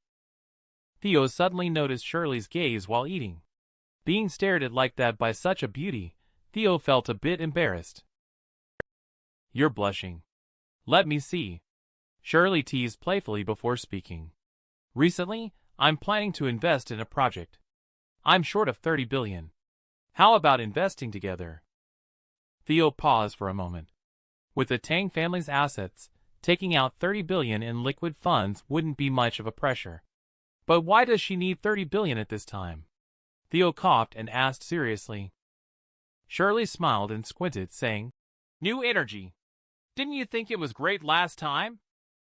Okay. Then consider me investing in this project. But you have to agree to 2 conditions. First, don't bother me unless it's important. Second, remember not to get too close as men and women." Shirley nodded vigorously. "Since words alone don't count, you are indifferent to me today. I'll come find you again tomorrow. Third, give me your phone. Fourth, I want to delete all the videos and photos." A woman of many tricks. "Later I will delete all the photos and videos. You won't be able to threaten me anymore." Shirley hesitated for a moment. Then she took out her phone and handed it to Theo. Theo took the phone readily. He first opened WeChat and deleted the photos in the chat history. Then he also deleted the videos. In the end, only the photos in the album were left. He opened the album and was dumbfounded. Shirley looked stunning in the first photo. "Damn. Is this available for me to see for free?" He kept sliding his fingers on the screen. After flipping through more than 10 photos, he finally got past the bunny girl outfit. But next, there was another set of nurse uniform. Theo's face was starting to blush. Fortunately, after getting past this nurse outfit, he finally managed to find the candid photo of himself. He quickly deleted the embarrassing history before returning the phone to Shirley. Shirley is feeling quite pleased right now. A woman dresses up for the one she wants to please. She intentionally took these photos to tease this guy. She didn't expect him to take the bait willingly. Theo cleared his throat twice. His eyes looked a bit guilty. At this point, Shirley urged, "Hurry up and get someone to transfer the money. I will inform you once the project succeeds." Theo nodded and made a call to the company with his phone. After the call, his mood instantly improved a lot. The bunny girl outfit is indeed nice. It would be even better if it showed a little less. We'll ask Elias later to arrange it. Shirley then remembered. She almost forgot to settle the score with this kid. Last time she took Theo to the Galaxy Club and arranged a bunch of girls for him. She'll find someone to take care of him later. After the 2 of them left the restaurant, they each drove back to their own company. When Shirley returned, the funds on Tang Group's side were already in place. Coupled with the 50 billion yuan she had prepared, the total came to a whopping 80 billion yuan. This time, she's going for a big move to make the guy named Chris bleed heavily. He's the protagonist. Theo is the villain who will play against him and take him down on his own. Let's see how he fares as the protagonist. The man has just been reborn as the villain in a novel. He then assists his ex-girlfriend in ruining the male lead. Shirley first intentionally collaborated with F Company, then had Chris invest 30 billion. She then publicly reported F Company's tax evasion behavior, causing them to face exorbitant fines. After F Company's scandal was exposed, Gold Investment Company, being its largest shareholder, also suffered significant losses. They were found to have illegally misappropriated funds. Relevant authorities have launched an investigation. After this news came out, the stock price of Gold Investment Company immediately plummeted. Chris exploded in anger the moment he received this news. With F Company going bankrupt, his plan to woo Shirley was completely ruined. He suffered such a big loss all of a sudden. His heart was practically bleeding. What he found even more unacceptable was that Gold Investment Company suffered heavy losses. The company is now desperately pouring money into the market to save it. Gold Investment is one of the major companies under the Dragon Soul Group. The total assets are around 500 billion. Now, with this recent stock market crash, their losses are at least close to 1 trillion. On the phone, the reports keep coming in. The main reason for this wave of losses is that someone took advantage of the situation to short sell. The other party has injected a total of 80 billion ex-country funds. The organization has already investigated clearly. This money was invested by Wang Group and Tang Group. Chris's face turned green. How could these two families do such a thing? Where did the problem arise? Their own plan should have been seamless. But as long as his identity remains hidden and undisclosed, he just needs to find another way to win over Shirley. When it comes to conquering a woman, he has countless methods. As for the money Theo made this time, one day he will have to pay back with his life. Then he took out his phone and sent a text message to his subordinate Arya, demanding that within half a month, they must investigate the evidence against the Tang Group. I want the Tang family to have a hard time. After sending the text, he went to Villa 8. Miss Ivy, from the Qin family, lives here. Seeing that there was no one around, he casually threw the snake into the villa through the window on the second floor. Then he stood downstairs silently waiting for the chance to play the hero and rescue the damsel in distress. At this moment, Theo, who was lying at home like a couch potato, suddenly heard a system prompt in his ear. Host successfully survived the plot. Reward: ownership of Moon Hotel transferred to the host. He looked puzzled. He hadn't done anything at home. The system's voice sounded, indicating that he had successfully survived 88 chapters of the plot. Theo thought for a moment. In this chapter, Chris's plan was successful. Shirley successfully fell into his trap. The 500 billion funds of Wang Group were frozen. Next, Noah starts a power struggle. Then Theo comes out to flirt with girls in the plot. Theo smiled contentedly. After working hard to act for so long, finally I have received the reward I deserve. Feeling quite good, he stood up and tidied himself up, preparing to go see his new reward.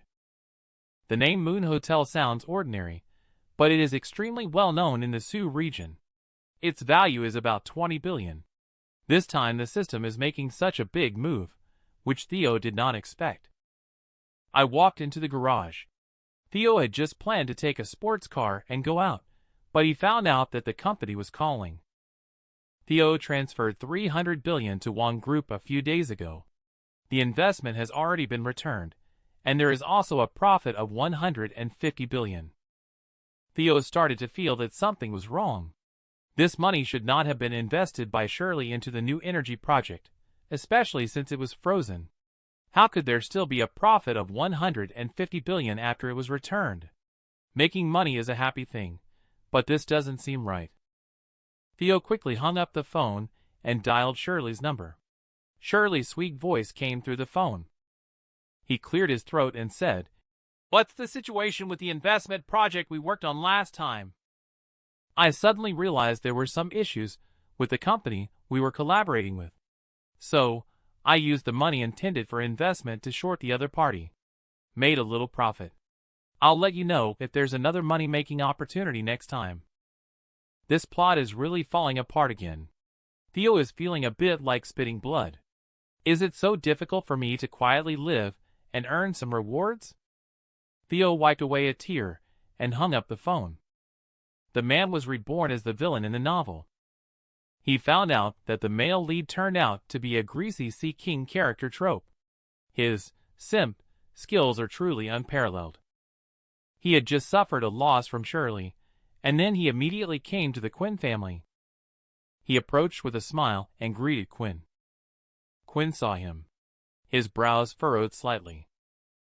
Unexpectedly, this slight expression made Chris feel a little sweet. She tried to protect herself. Is she trying to distance herself from him by displaying this indifferent attitude? Quinn pushed open the car door and got out. With an impatient look, he was ready to go home. Chris quickly stood in front of her. With a loving look, he said, "Stop pretending. Eyes never lie. You care about me. You are just afraid that I will be hurt by the Tang family. But I am stronger than you think. Soon you will know who calls the shots in the Sioux region." Quinn was so disgusted that he almost threw up his lunch. The murderous look in his eyes definitely doesn't lie. At this moment, several members of the Quinn family happened to walk out from the house. They were furious to see Chris blocking Quinn and the others here. The two bodyguards immediately rushed forward with fists clenched in an imposing manner. Chris stood there with a proud look on his face, letting the two bodyguards punch him. He then gently shook his body, using their force against them. The two bodyguards were pushed back a few steps and fell to the ground. Upon seeing this scene, everyone from the Quinn family was equally astonished. Seeing the shocked expressions of everyone, Chris smirked and said, "I had originally intended to keep a low profile, but you all just couldn't help underestimating me." 3 days later will be Quinn's birthday. I will be hosting a birthday party for her. I am going to book the top floor of Moon Hotel for her, to give her the best birthday celebration. Besides that, I will also give the Quinn family a big gift. You have been secretly planning to acquire the piece of land in the west of the city, right? I will help you secure it. He originally wanted to keep a low profile, but the performance of Quinn and the members of the Quinn family left him very dissatisfied. So from now on, he wants to slowly demonstrate his strength in order to quickly control the Sioux region. The members of the Quinn family all laughed and began to mock him. They all looked at Chris with eyes that seemed like they were looking at a clown, thinking that this person must be out of his mind. Not to mention anything else. Just taking over the top floor of Moon Hotel is already an impossible task. 2 years ago, it was Quinn's birthday. Theo went to meet with the manager of Moon Hotel in person. He offered a price of $3 billion. Moon Hotel still refused. They clearly stated that the rules cannot be broken unless Theo directly buys the hotel. Tang family can't do it. What qualifications does he have to do it? Faced with ridicule from everyone, Chris just gave a cold smile. He took out the prepared documents from his pocket and threw them to the Quinn family crowd. Ryan grabbed the thrown documents and glanced at them, instantly shocked. It was confidential information about the piece of land in the west of the city. The documents also contained information about 2 other pieces of land that the city government planned to develop in the second half of the year. Just based on this information, if the Quinn family seized the opportunity successfully, it would mean profits in the billions. After the other members of the Quinn family saw this information, their gazes toward Chris changed. From the perspective of the family's interests, everyone's mindset changed in an instant. Quinn, however, didn't think much about it. She was not interested in Chris at all. But Chris had talked big, which turned out to be a great opportunity to completely get rid of him. So she said coldly, "Fine. This is what you said. If it doesn't work out then, You're not allowed to bother me anymore in the future. Anyway, the top floor of Moon Hotel is definitely unattainable for exclusive booking. If he goes back on his word later, he won't have the face to continue bothering me. Chris nodded proudly, and then swaggered away. But he hadn't walked far when a car stopped in front of him. A tall man got out of the car. This man is one of the 8 warlords of the Dragon Soul group, named Brooks, whom Chris trusts deeply. Wherever he goes, he always brings Brooks along.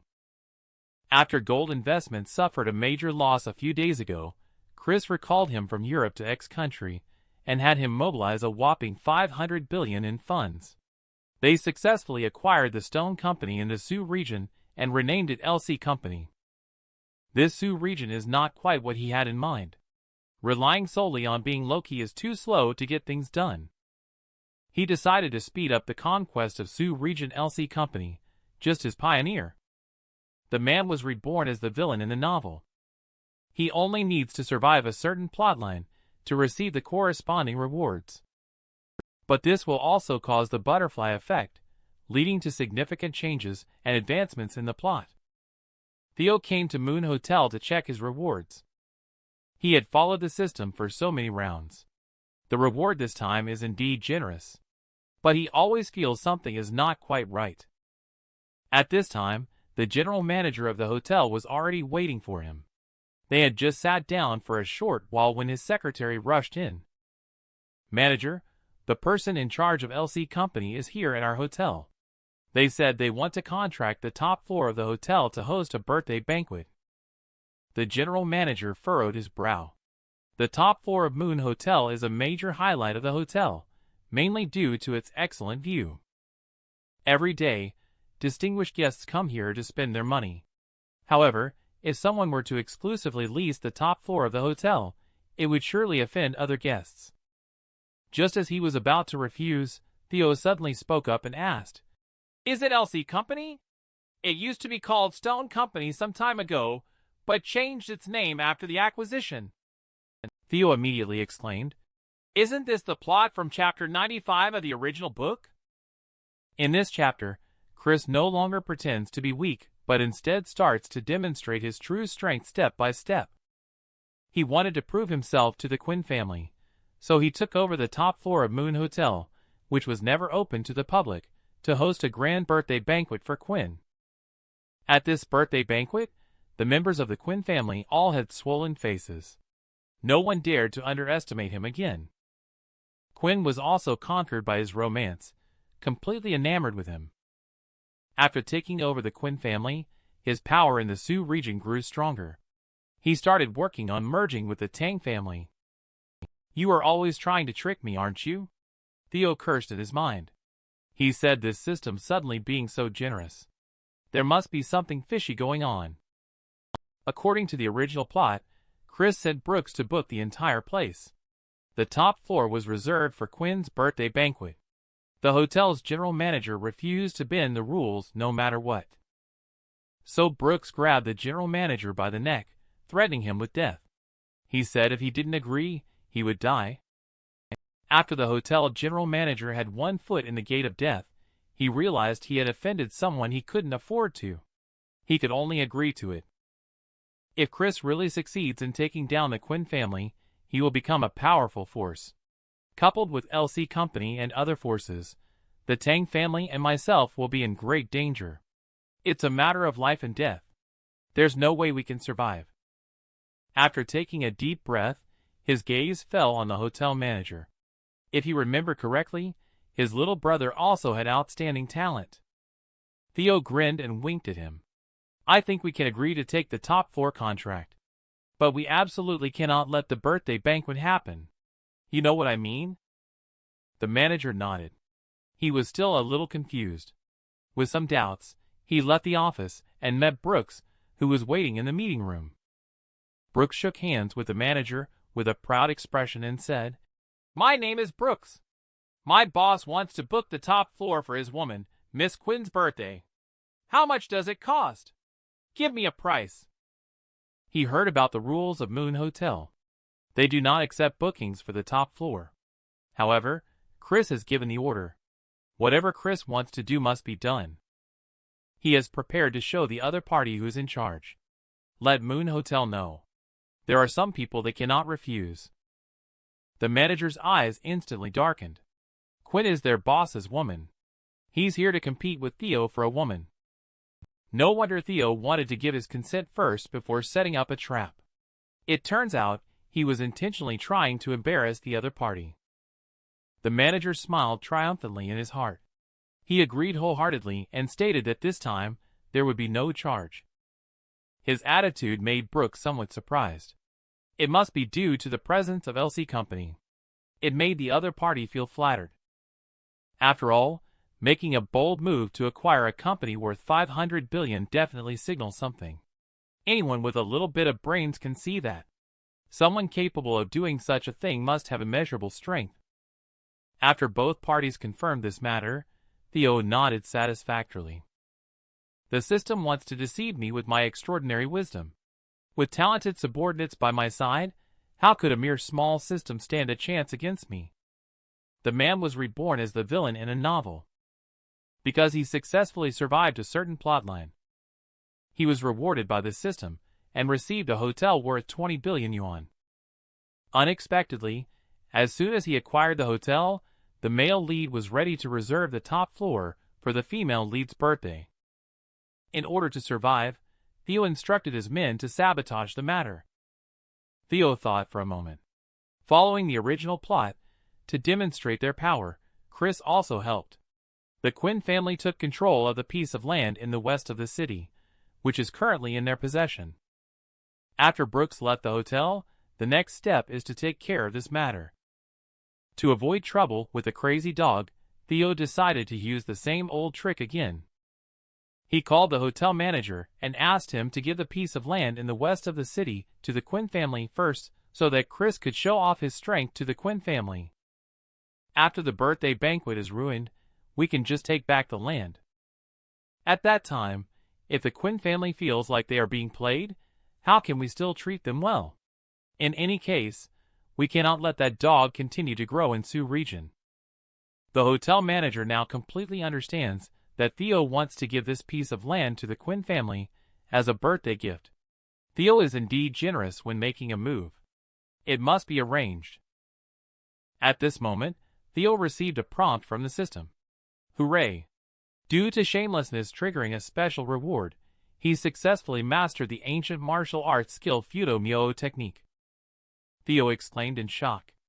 In urban cool texts, if there is no cultivation, ancient martial arts are definitely the most powerful existence. According to the introduction given by the system, reaching the perfect realm of cultivation will make the body incredibly tough, meaning you can't break through my defense. But this can only be used once. It's a bit of a pitfall.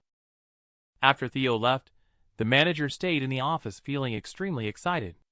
Completing the task entrusted by Theo was definitely a promotion. Crushing the romantic rival into the ground will surely give Theo some face. 2 hours later, the birthday banquet plan finally came over. The plan is quite romantic. Chris, right? At this birthday banquet, if I don't step on your face, my last name is not Wong. After leaving Moon Hotel, Brooks, as the person in charge of LC Company, contacted another important figure. He wants to help the Quinn family secure this piece of land. It was originally quite a tricky matter. He thought it would require some unconventional means to resolve. Once he contacted the other party, upon hearing Brooks' intentions, they quickly agreed without even mentioning any conditions. They simply said to give their LC company some face. Both tasks went so smoothly that he felt quite proud. His organization had simply acquired a 500 billion conglomerate, causing the entire Sioux region to take notice. No wonder Chris chose this place as his first foothold upon returning to X country. He quickly called Chris and reported to him once the call was connected. Quickly, the news spread throughout the Sioux region. Even the young master of the Tang family couldn't do it. The top floor of the Moon Hotel that was originally contracted has actually been taken over by the boss of LC Company. The entire upper-class society is curious. Who exactly is this mysterious boss of LC Company? Who is his woman again? she was able to book the top floor of Moon Hotel for her birthday. 3 days later, several luxury cars suddenly stopped at the Quinn family's gate. After Brooks got out of the car, he walked into the Quinn family's gate. After learning that Brooks had arrived, everyone in the Quinn family was a bit surprised. "Isn't Brooks the boss of LC Company?" Brooks walked up to Quinn and bowed before saying, "Chris asked me to come and take you all to Moon Hotel for your birthday." Quinn's expression changed slightly. It seems that Chris really had the top floor of Moon Hotel booked for them. Quinn took a deep breath. He decided to go visit after all. No matter what, he must make it clear to him today that he's not interested in him. Shortly after, a group of people got on the bus and drove towards Moon Hotel. The man was reborn as the villain in the novel.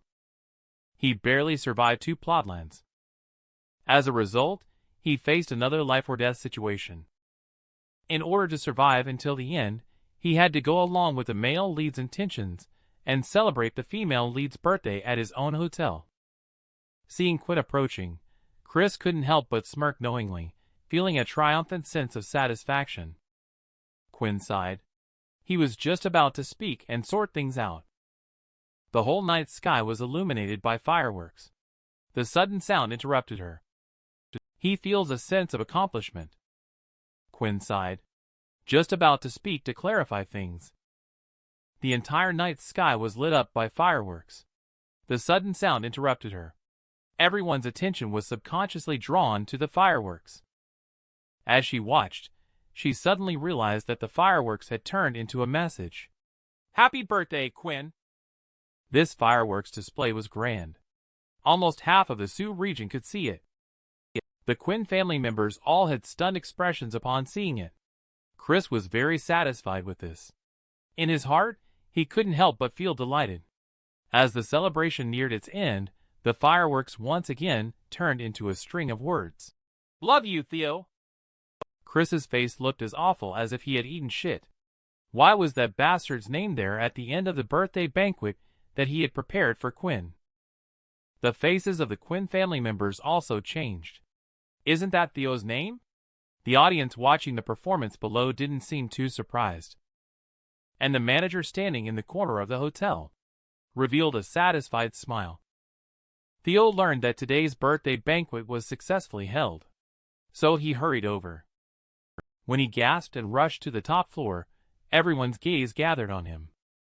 Quinn looked at Theo with a moved expression on her face. She didn't expect that it was this guy who had carefully prepared this birthday banquet for herself. With a livid face, Chris strode up to Theo. He stared at the culprit and said in a low voice, "It's all because of you." At that moment, the voice of the hotel manager suddenly sounded. "Exactly. This is the gift that we, Theo, are giving you." He walked over with a group of bodyguards and surrounded Chris to prevent this crazy dog from hurting Theo. Theo felt chest tightness and even wanted to cough up blood. "I just want to secretly shoot a poisoned arrow. You throw a bomb directly. I didn't expect you to be so cunning. Younger brother, you are really naive." Chris' face twisted in anger at the moment.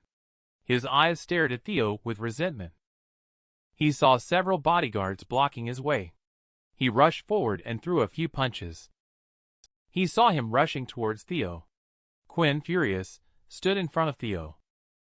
Chris's eyes were spitting fire, even showing a bit of murderous intent. Then he quickly came to his senses. She's not protecting Theo. She's protecting herself. If I act on impulse and punch him to death here, things will escalate. Brooks looked at the hotel manager angrily and said, "What do you mean, Moon Hotel? We are hosting a birthday banquet for Quinn and Chris. How dare you play like this?" The hotel manager chuckled dismissively and said, "Hosting a birthday banquet? Isn't it Theo who is hosting it today? I didn't charge you a penny. What do you have to say?" Brooks's face changed suddenly. He finally understood why the other party did not charge him money. But then he pointed at the Quinn family crowd and exclaimed, "Don't forget about the land in Western City.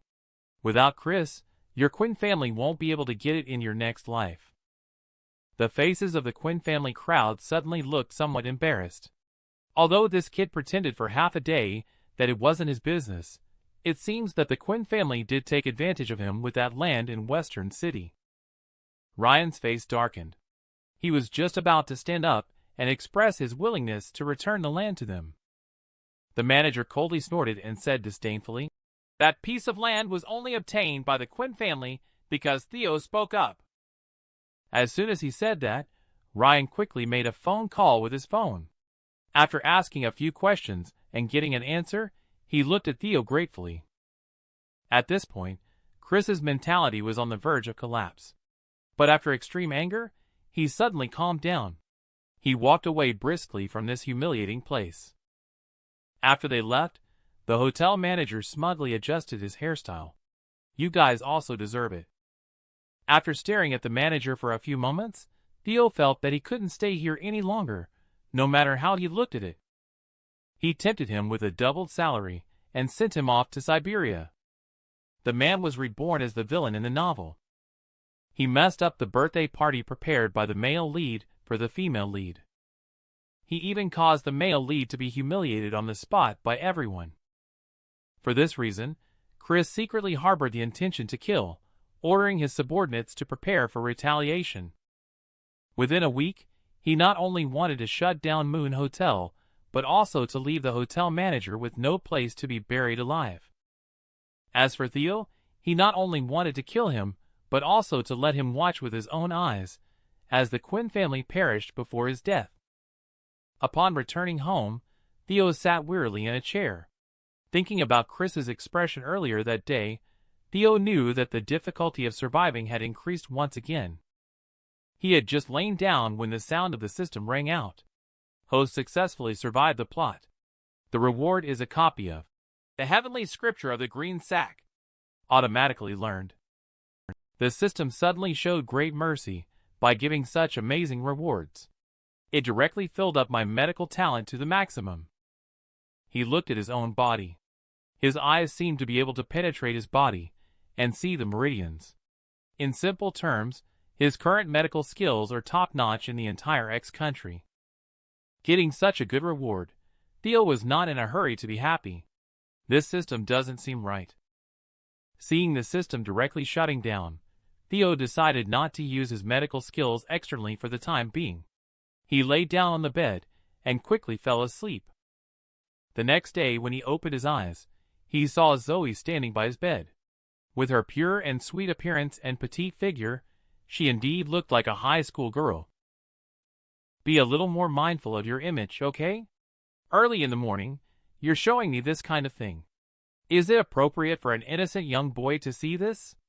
No wonder there is a saying that when a woman lowers her head, it's a sight to behold, truly enchanting."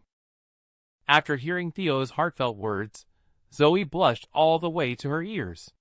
She looked down at her closed neckline and quickly straightened up, urging him with a red face to get up quickly and have breakfast. When they walked into the dining room, a young man greeted Theo. He was Theo's uncle's son, which made him Theo's cousin, Adrian. Theo had a pretty strong impression of this guy. In the original book plot, not long after Theo's death, Theo's grandpa was so upset that he fell seriously ill and passed away. David and Theo's mom were determined to seek revenge for Theo, using all their power to retaliate. However, no matter how powerful the Tang family was, they were no match for the Son of Destiny, who had the formidable Dragon Soul group backing him up.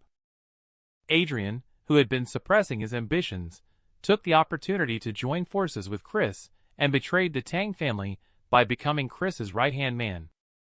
The sinking of the Tang family ship. This guy deserves a lot of credit. We need to find an opportunity to bury this guy. Theo muttered to himself. The Tang family's trillion-dollar assets. All of them are rewards that I, survive until the end, must bring back. After breakfast, the three of them went to the backyard to find the old man. Zoe poured Grandpa a cup of tea for Theo and sat aside to start taking his pulse. Theo quietly observed his grandfather. After receiving the reward of the Heavenly Scripture of the Green Sack, he now only needed to focus his eyes to see where the problems were in a person's body. Grandfather's stomach problem has been a chronic issue. Now there is obvious cold chi entwining around his stomach.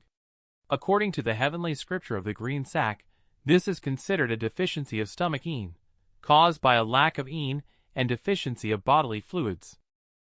The treatment plan is best focused on nourishing warmth, using centenarian black rasher as the main medicine, supplemented with 6 herbal ingredients such as polygonatum and sand ginseng to make herbal tea. Taking it for a month should be sufficient. While taking the old master's pulse, Zoe, upon hearing his heartbeat, couldn't help but her pupils contracted. She glanced at Theo in shock. Surprisingly, Theo's brother is skilled in medicine, and he doesn't even need to take the pulse. Just standing on the side, he can see where the problem lies. In traditional Chinese medicine, observation, listening, questioning, and pulse palpation are crucial diagnostic methods. The highest level of observation is reaching a state of spiritual enlightenment. As for the heavenly scripture of the green sack, it is the holy grail that Chinese medicine practitioners dream of. As a passionate Chinese medicine enthusiast, she couldn't help but swallow her saliva before regaining her composure and discussing Theo Grandpa's physical condition. Then, she prescribed medicine according to the formula silently recited by Theo. Theo was a little surprised on the side. Could it be that the herbal tea this girl wanted to make was the same as what he had in mind? It seems like the heavenly scripture of the green sack is indeed quite reliable. Accompanied by Theo, Grandpa chatted for a few sentences. Zoe then said goodbye and went back to the clinic to get busy. Grandpa's gaze fell on Theo, and Theo immediately. The man just got reborn as the villain in the novel. He encountered the traitor who caused the downfall of the family. But Adrian, at this moment, still had a harmless appearance, coaxing Theo Grandpa to let him work at Joy Company. Joy Company is one of the core businesses of the Tang Group. It has developed quite well over the years. Adrian is the son of the second uncle. He has been working at a subsidiary of Tang Group for these years. He has not been able to get in touch with the core business. As a member of the main branch of the Tang family, the reason he has been marginalized is because of his father. 7 years ago, his father embezzled money within the company, secretly transferring Tang Group's assets to his own name. After this despicable behavior was discovered, according to the family rules, he should have had his legs broken and been driven out of the house. If it weren't for Theo's family pleading for mercy on their behalf, the Tang family would have nothing to do with him now. After pondering for a moment, he pushed this matter to Theo with a smile, hugging his shoulder. "No problem. I trust in your abilities." "Are you trying to be rebellious now? Watch me teach you a lesson." Adrian was deeply grateful and thanked profusely. However, once he stepped out of the Tang family's gate, his expression instantly turned dark, with a hint of resentment in his eyes. He is clearly a member of the Tang family. Yet in front of them, he feels like a servant. Why is that old dog so biased towards Theo? When did he lose to him? He snorted coldly and drove his Porsche towards Joy Company. This is the core business of the Tang family. Theo is so foolish to let himself manage this business. Don't blame him for being impolite then. Chris has already promised himself. As long as you cooperate with him, everything in the Tang family will be yours after Theo's death.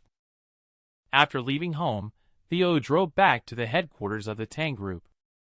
He had just walked into the office and saw a girl cleaning her own desk. According to the staff, this is the new secretary, Arya. Arya immediately greeted him. A hint of disgust flashed in Arya's eyes as she looked at Theo. Theo walked over with a laugh and shook hands with Arya, his gaze sizing her up. This girl is quite pretty. She has the demeanor of a delicate beauty. But why does she have such a small frame? If she gets married and has children, won't they go hungry? Arya was instantly filled with question marks. Could it be that she was hallucinating? When she checked again, she found out that she could apparently hear this person's thoughts. This made her instantly excited. This time, Chris sent her to infiltrate the Tang Group to investigate their secrets. Being able to hear this person's thoughts, then this mission would be too easy. Theo opened the computer and opened a business document. suddenly came to his senses. Isn't Arya the mole sent by that idiot Chris? No doubt about it. Looking this good and having a pair of cups, it must be her. When Theo's voice sounded again in his mind, Arya was shocked and at the same time deeply humiliated. In her heart, she wished she could kill this guy. Theo quickly assigned her a task, thinking of a solution in his heart. Following the original plot, Tang Group was almost destroyed due to the traitor Adrian. Arya also put in a lot of effort. She is not only skillful, but also one of the best hackers in the world. That's why Chris specifically asked her to infiltrate Tang Group to steal secrets. Isn't it just about wanting the confidential information? I'll just steal it for you. I'll make a fake copy for you later. Arya felt a headache upon hearing this. Do you really think I'm stupid? I can't tell what's real and what's fake. Theo, with a smile on his face, quickly typed on the keyboard, making various changes to the data on a confidential document. After finishing the alterations, he printed out the information, put it in a document bag, and asked Arya to deliver it to Manager Zhou. This false information has been handled. There are still many opportunities for you to exploit in the coming days. Take it back and trap Chris to death. But this is also for your own good. Consider it as helping you indirectly seek revenge. He is your real enemy. Speaking of which, our Tang family still owes a favor to your father. Repaying a favor with enmity, haha. Arya, who had just picked up the information, couldn't help but shudder upon hearing the inner thoughts. Chris is actually her enemy. Tang family owes a favor to her father. The man just got reborn as the villain in the novel. He was arranged to have a spy by the male lead side. Unexpectedly, his inner thoughts were heard once again. This made Arya doubt his own identity. She grew up in the Dragon Soul group since childhood and was personally nurtured by Chris's master. Therefore, she is extremely loyal to Chris. But as an orphan, she really wants to know who her family is. So, secretly, she has been investigating. But no matter how she looks, she can't find any information about her parents. It's as if these two people don't exist in the world. So many years have passed. She had almost given up hope. Today, when Theo suddenly mentioned it, she was instantly stunned. After taking a deep breath for a moment, she quickly composed herself. She decided to first investigate the Tang family, since they had been kind to her father. Following this lead would surely bring some answers. At this moment, her phone suddenly rang. She glanced at the phone and saw that it was Chris calling. Chris breathed a sigh of relief upon hearing that everything was going smoothly on this end. He smirked while holding his phone and said, "As long as you can complete the task before Maya, you can become my woman before her." Arya was at a loss for how to respond to that statement while holding her phone. Theo's comment that Chris was actually an enemy voiced her inner thoughts, causing a significant shift in her mindset. Upon coming to her senses, Arya quickly made some perfunctory remarks before hanging up the phone. She then promptly took a picture of the fake documents in her hand with her phone before rushing to deliver them to the department. When she returned after submitting the documents, Theo was busy typing on the keyboard, fabricating fake materials. Seeing Arya taking so long to come back, Theo couldn't help but grin. "This silly girl must have secretly made a copy of the documents," he thought. They say, "Big chest, no brain." With her A-cup size, her intelligence isn't that great either. No wonder she was deceived by Chris and his disciple for so many years. It's quite pitiful. Upon hearing Arya's heartfelt voice, she couldn't help but twitch the corner of her mouth. "Can you please stop bringing up her A-cup size? It really makes me want to hit someone." But when Theo mentioned the master-disciple relationship between Chris, she had no choice but to believe Theo's words. This guy even knows about the existence of the old man from the Dragon Soul group. Theo looked at Arya standing beside him and asked her to help with a game survey. Then he opened the office's game console. There are a total of 25 games here. They are all currently the best-selling on the market. I hope you can complete all of them. Provide me with a work report every day. And the company provides snacks, milk tea, etc. for free. Ordering takeout will also be reimbursed. Feel free to eat whatever you want. After Theo solemnly finished instructing, he left the office with a smile. It's not quite appropriate to transfer you away. To prevent you from causing trouble elsewhere, just play games every day. After hearing Theo's heartfelt words before leaving, Arya sat with a speechless expression and started playing games. Soon, she was immersed in the world of the game. In a room on the 12th floor of Moon Hotel, a female housekeeper stood at the door and knocked gently. It is now 3 o'clock in the afternoon. Originally, the checkout time was supposed to be at noon. After knocking on the door several times with no response, the housekeeper had to use the hotel's room key card to open the door. The air conditioner in the room is on. The temperature is extremely low. The female housekeeper shivered from the cold. She noticed the bathroom light was on. Walking over to take a look, she found a woman lying in the bathtub. The water in the bathtub had turned blood red. A few minutes later, the hotel medical staff rushed over to conduct emergency rescue. News of a suicide at Moon Hotel quickly spread. Upon hearing the news, a large group of guests immediately checked out. Theo rushed over immediately. When he arrived, the new general manager of the hotel, Eli, was already waiting. The newly appointed general manager didn't even have time to warm the seat before getting a promotion and a raise and leaving. He had just taken over and then faced such a tricky situation. If this matter is not handled properly, it will have a significant impact on the hotel. Eli looked around and whispered in a low voice. The scene has been sealed off. The preliminary conclusion is suicide. However, the police found that the victim's hair was cut, and it is highly likely that she was raped. However, there is no evidence found, and surveillance footage did not capture anyone entering or leaving her room. Theo furrowed his brow. This situation does seem a bit off. He pulled out a cigarette and lit it. He sat down and thought for a moment. Instantly, a person came to mind. Brooks. The man, reborn as the villain in the novel. He had just dealt with a spy sent by the male lead. A bizarre murder case occurred at his own hotel. The police initially determined it to be a suicide. But the strange thing is that the victim's hair was missing a section. This phenomenon led Theo to involuntarily focus suspicion on Brooks. As one of the 8 ward generals of the Dragon Soul group, Brooks had quite a bit of time in the original book's plot. In order to enhance his character's presence, the author gave him a peculiar persona.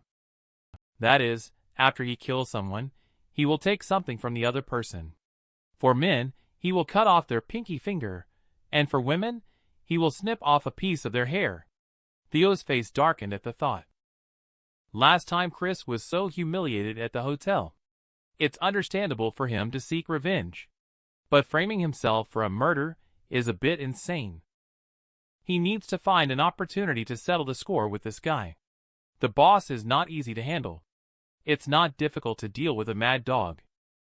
The next morning, the victim's family members came to the hotel and caused a scene at the entrance. Dozens of them came in a group and blocked the hotel entrance. The situation escalated. It had a serious impact on Moon Hotel's business. Surprisingly, the hotel didn't take any other actions besides trying to calm the situation. After a few days of turmoil, Brooks felt that the timing was about right. He came to Moon Hotel alone to find Eli, and coincidentally, Theo was also there. He saw a flash of killing intent in Theo's eyes. Isn't this Theo? Haven't seen him in a few days. Your hotel business is so bad. Theo said angrily. I should thank you for bringing a group of people to make trouble every day. Brooks said disdainfully. I came here today for a simple purpose. I don't like this hotel. It either goes bankrupt or sells to me. Last time Chris was so humiliated here. Just making the hotel lose business is not enough. He wants to buy this hotel cheaply. Make the Tang family bleed. Vent the anger for Chris. You're overthinking. Even if you cause trouble for a year, I won't sell this hotel to you. Theo pointed to the door, indicating that he could leave. Brooks suddenly flew into a rage. He jumped up and kicked the marble coffee table. A hint of a smile crossed Theo's eyes. This was a tactic often used by Brooks, the mad dog, during negotiations with people. He deliberately intimidated opponents to break through their psychological defenses. He deliberately showed a fearful expression on his face.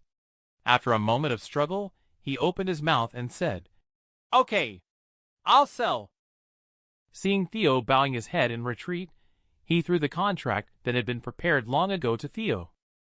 After signing and stamping the document, ownership of this hotel shifted from Theo to Brooks. He is now the head of LC Company, so the hotel is also under his name. Brooks smiled in satisfaction after signing the contract. After the two of them walked out of the hotel together, Eli couldn't help but say, "Why did Theo agree to his conditions? How could our Tang family allow him to insult us at will?" Theo had a relaxed smile on his face. He pulled out a cigarette, lit it, and said with a smile, "You'll find out in a couple of days. The real show is just beginning." Seeing Theo so calm, Eli's mood also calmed down. Theo asked if the previous manager had moved out. Eli quickly explained that the day before yesterday, the manager took a train to Siberia, but falsified his travel records to show he was going to Africa. He is safe now. The hotel has also accommodated them. Next, it's time to discipline Brooks the dog a little. He returned to the car to retrieve his phone. He tapped on the keyboard and sent out a message with a series of rapid keystrokes. The man just reborn as the villain in the novel.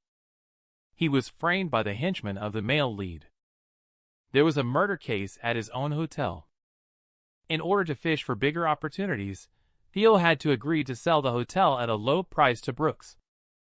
Chris felt a sense of joy upon learning this news. Moon Hotel was a place where he had felt humiliated. Brooks was able to buy it so cheaply. He made hundreds of billions for himself at once. His ability is indeed very outstanding. After hanging up the phone, Chris put away his phone with a wicked smile. After suffering so many losses in the Sioux region, he finally vented some frustration. This is just a small interest payment. The real show is just beginning. In the Western City Sub-Bureau, a very beautiful policewoman is sitting in front of the computer, frowning and pondering over several documents. The case from Moon Hotel a few days ago. It is still under investigation at the moment. This case is definitely a homicide. But Emily cannot find any evidence. It is frustrating her immensely. She has been sitting in front of the computer for days trying to crack the case. At this moment, the phone suddenly rang. She quickly glanced at it and found that someone had sent her an email. Her intuition told her that this email sent to her personal inbox is a significant clue. She quickly opened the email to take a look. Her pupils constricted in an instant. This email is related to the Moon Hotel, but it has nothing to do with the murder case. Instead, it involves drugs. She slammed the table and shouted at her colleague, "Quick, call Sebastian over here." The leader called Sebastian is a round-faced middle-aged man who looks very upright. After taking a quick glance, Sebastian's face instantly turned serious. If the clues in this email are true, this could be a big case. Sebastian loudly ordered, "Have a meeting right away. Form a team to conduct an investigation. I will personally lead the team." Very soon, the entire Western City branch was in action. After the meeting, the investigation team left the branch to begin the investigation. Emily also wanted to join the investigation team, but she was rejected by Sebastian. Let her have a meal and rest well first. Feeling down, she changed into casual clothes and went out for a meal. She was greeted by someone as soon as she arrived at the food stall. It took her a few seconds to remember the person's name before she smiled and said, "Chris, right?" She had met the person some time ago. There was a pickpocket on the bus at that time. He bravely stopped the pickpocket. As a result, the pickpocket brought people to retaliate against him after getting off the bus. He ended up knocking down all of them. She was quite surprised when she went to catch the person. This guy is really skilled and kept a low profile. So she was somewhat impressed. But what left the deepest impression on her was this guy's smile. She always felt it was a bit strange. Chris smirked unconsciously. His mouth lifted into a high arc. At the moment, he was holding a scruffy snakeskin bag in his hand, filled with various plastic bottles and the like. Seeing him like this, Emily couldn't help but chuckle. "You're developing a side business, huh?" Chris sighed. "Just encountered an old lady picking bottles. It was not easy to see someone at that age doing that. I helped her return the bottles and bought her some fruits." Upon hearing that, Emily did feel a bit more favorable towards him. After learning that Emily was going to eat, Chris didn't linger and left. Dating. Knowing the boundaries is essential. After walking a distance with a bag of plastic bottles, he casually threw it into a trash can. He had just bought it for 10 yuan from an old lady collecting recyclables. 2 deliberately arranged meetings. He already has enough confidence. Emily is a woman he must conquer. Although the White family is not one of the 4 major families in the Sioux region, their influence is quite terrifying. They are involved in politics. Half of the political circle in the Sioux region consists of their protégés and former officials. To control the Sioux region, one cannot do without the power of the White family. He washed his hands on the side of the road, then hurriedly rushed to the next place. The man just turned into the villain in the novel, Reborn. He was framed and set up by the henchmen of the male lead. After Theo sold the hotel at a low price to him to conform to the situation, someone anonymously reported that there was something unclean at the hotel soon after. Brooks is currently sitting in the hotel office. Suddenly, there was a sound of rapid footsteps in the corridor outside.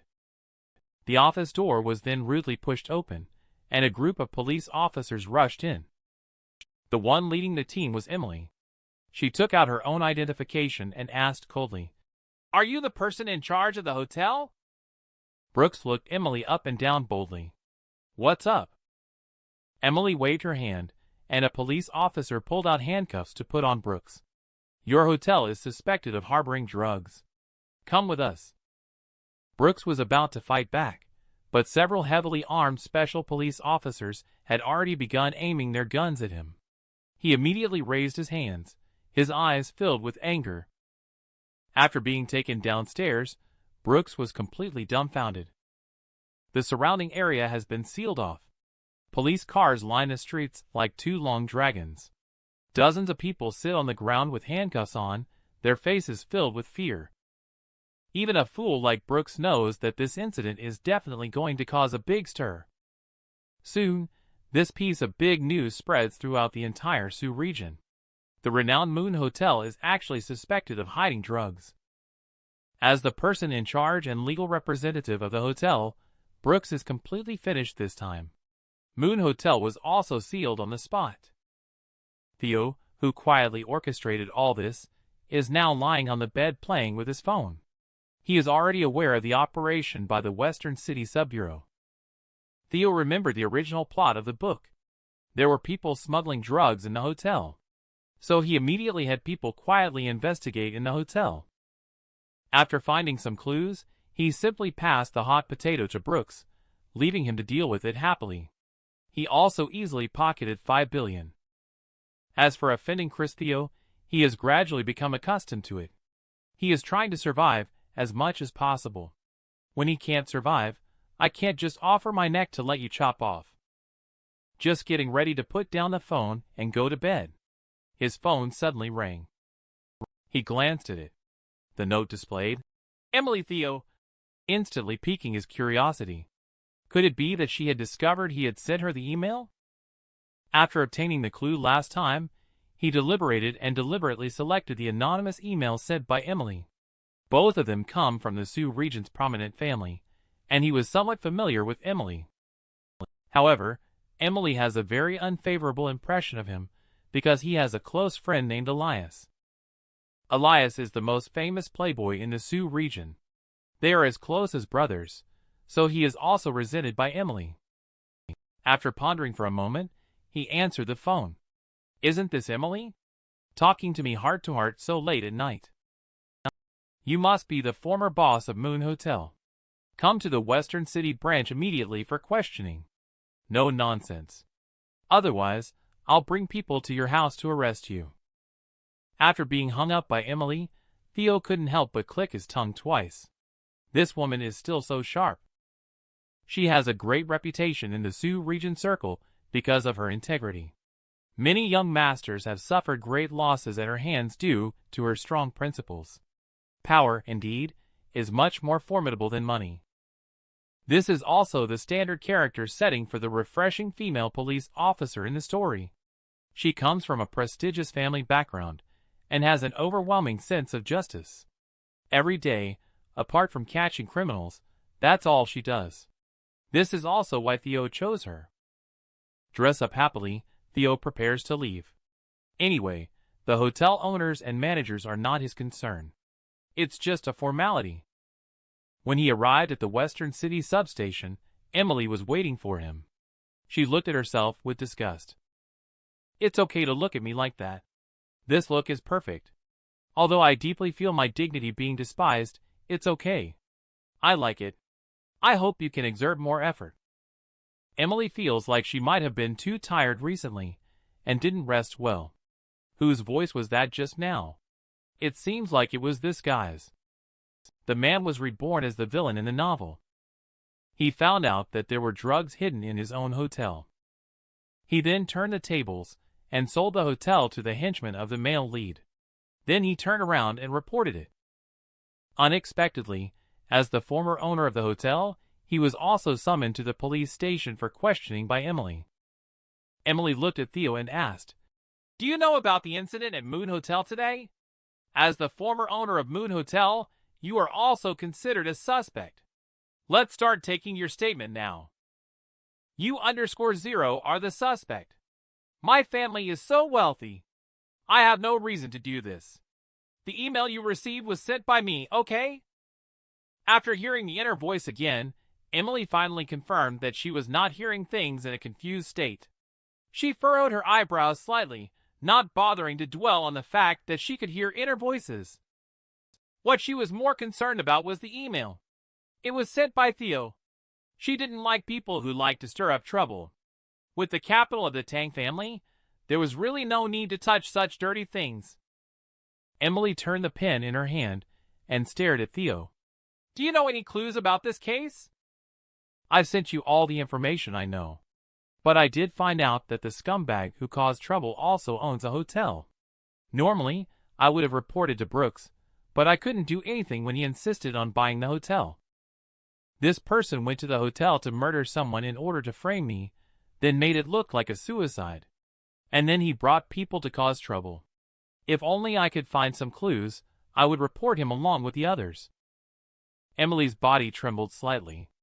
Anger almost spewed from her eyes. The hotel murder case that she had painstakingly investigated turned out to be orchestrated by him. Emily began to gnash her teeth.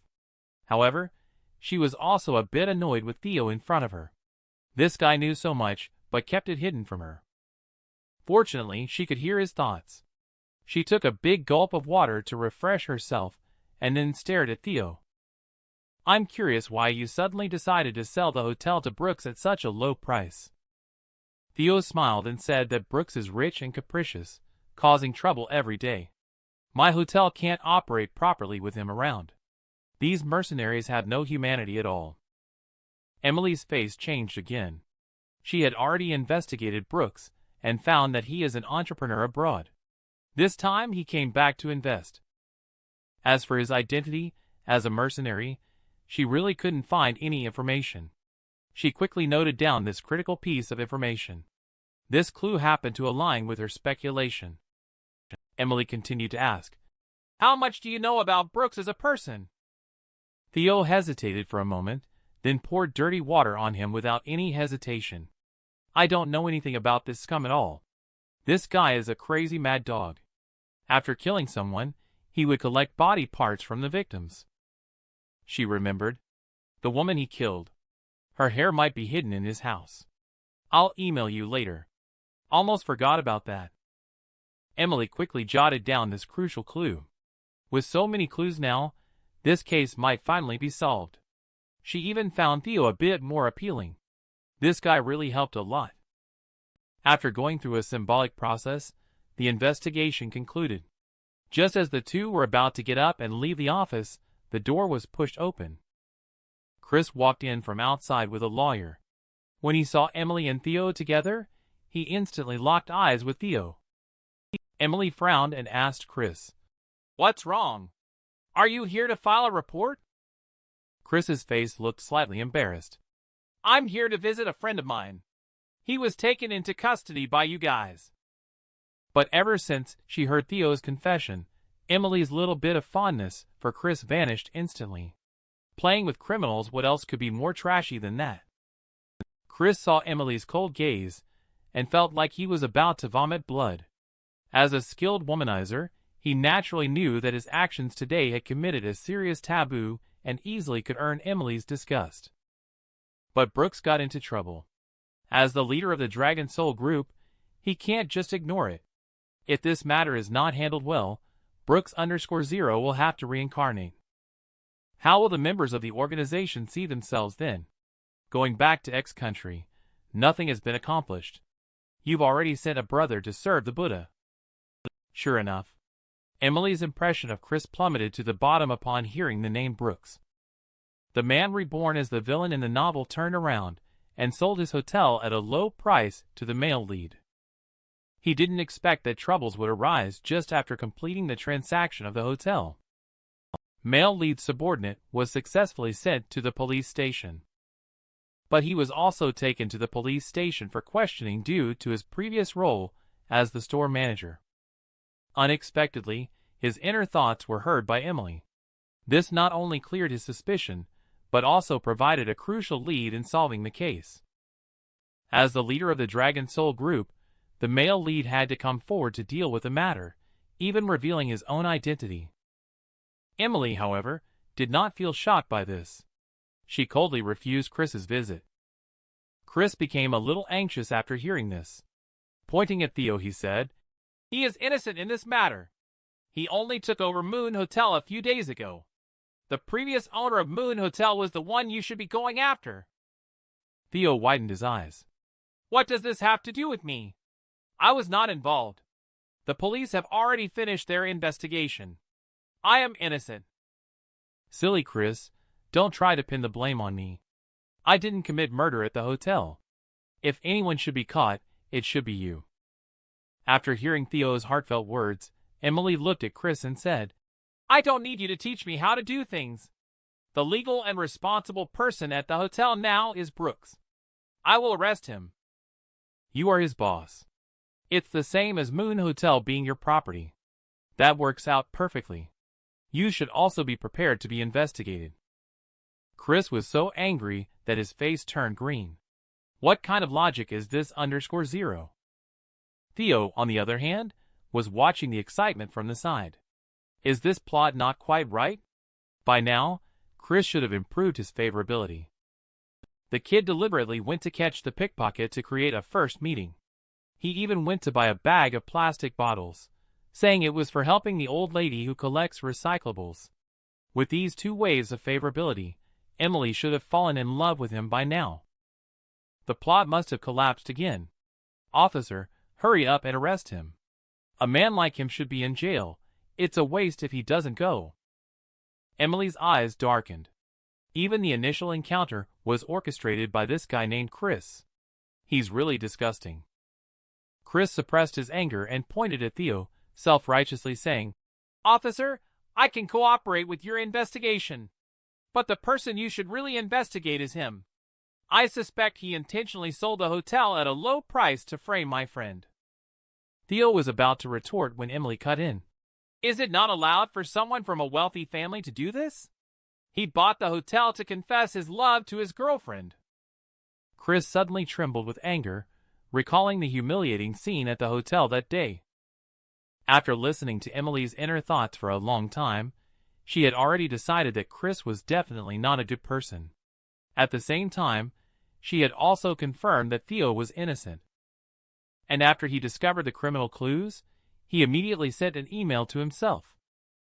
What does this indicate? He believes that he is worthy of unconditional trust. Otherwise, he would not have entrusted such important clues to himself. On the side, Chris's forehead was bulging with blue veins. Emily, on the other hand, was surprisingly gentle in her attitude towards this guy. As for her attitude towards herself, she was cold and distant, as if she saw an enemy. At this moment, the office door was pushed open from the outside. Quinn walked in from the door, followed by bodyguards and lawyers. Upon seeing Quinn walk in, Chris, who was just filled with anger moments ago, instantly felt better. He was even slightly touched. Although this girl talked like she wanted nothing to do with him, she still came rushing over when he was in trouble. He smirked mischievously, ready to speak. Unexpectedly, before he could finish speaking, Quinn walked up to Theo and softly expressed concern. The man was reborn as the villain in the novel. He just cleared his name in the crime case at the Moon Hotel. He happened to encounter the drama of meeting his ex and current partners. The two locked eyes. In an instant, it felt like the temperature in the entire room dropped. Seeing the two women come face to face was like seeing a clash of fire and water. Theo was completely dumbfounded. He had actually heard long ago that the two women couldn't get along and rarely appeared together in one place. But since you two can't get along, why drag me into it? He was just about to run away when Shirley came up and hugged his other arm. She glanced at Quinn and said, "Isn't he your fiancé? Do you know what he likes to eat? What brand of cigarettes does he smoke? Does he prefer black stockings or white stockings?" Quinn was really caught off guard. He decided to retaliate with a big move. Is it important to know these things? As long as he likes me, that's enough. The entire Sioux region knows he likes me. He even threw me a birthday banquet a few days ago. Sure enough, Shirley was instantly a little irritated. So she gritted her teeth and simply took out her phone. Theo's face changed drastically the moment he saw her movement. He was about to stop Shirley's crazy behavior when Emily slammed the table in anger. Theo was so scared that he quickly dragged the two women out of the office. And Chris, standing on the side, had a face uglier than if he had eaten a dead fly. After leaving the Western City Sub-Bureau, Theo looked at the two women helplessly and said, "Are you planning to tear me in half and take me back?" Fortunately, at this moment, a luxury car stopped in front of them. Theo was seen being held by two women, and Elias seemed somewhat hesitant to speak. What's going on here?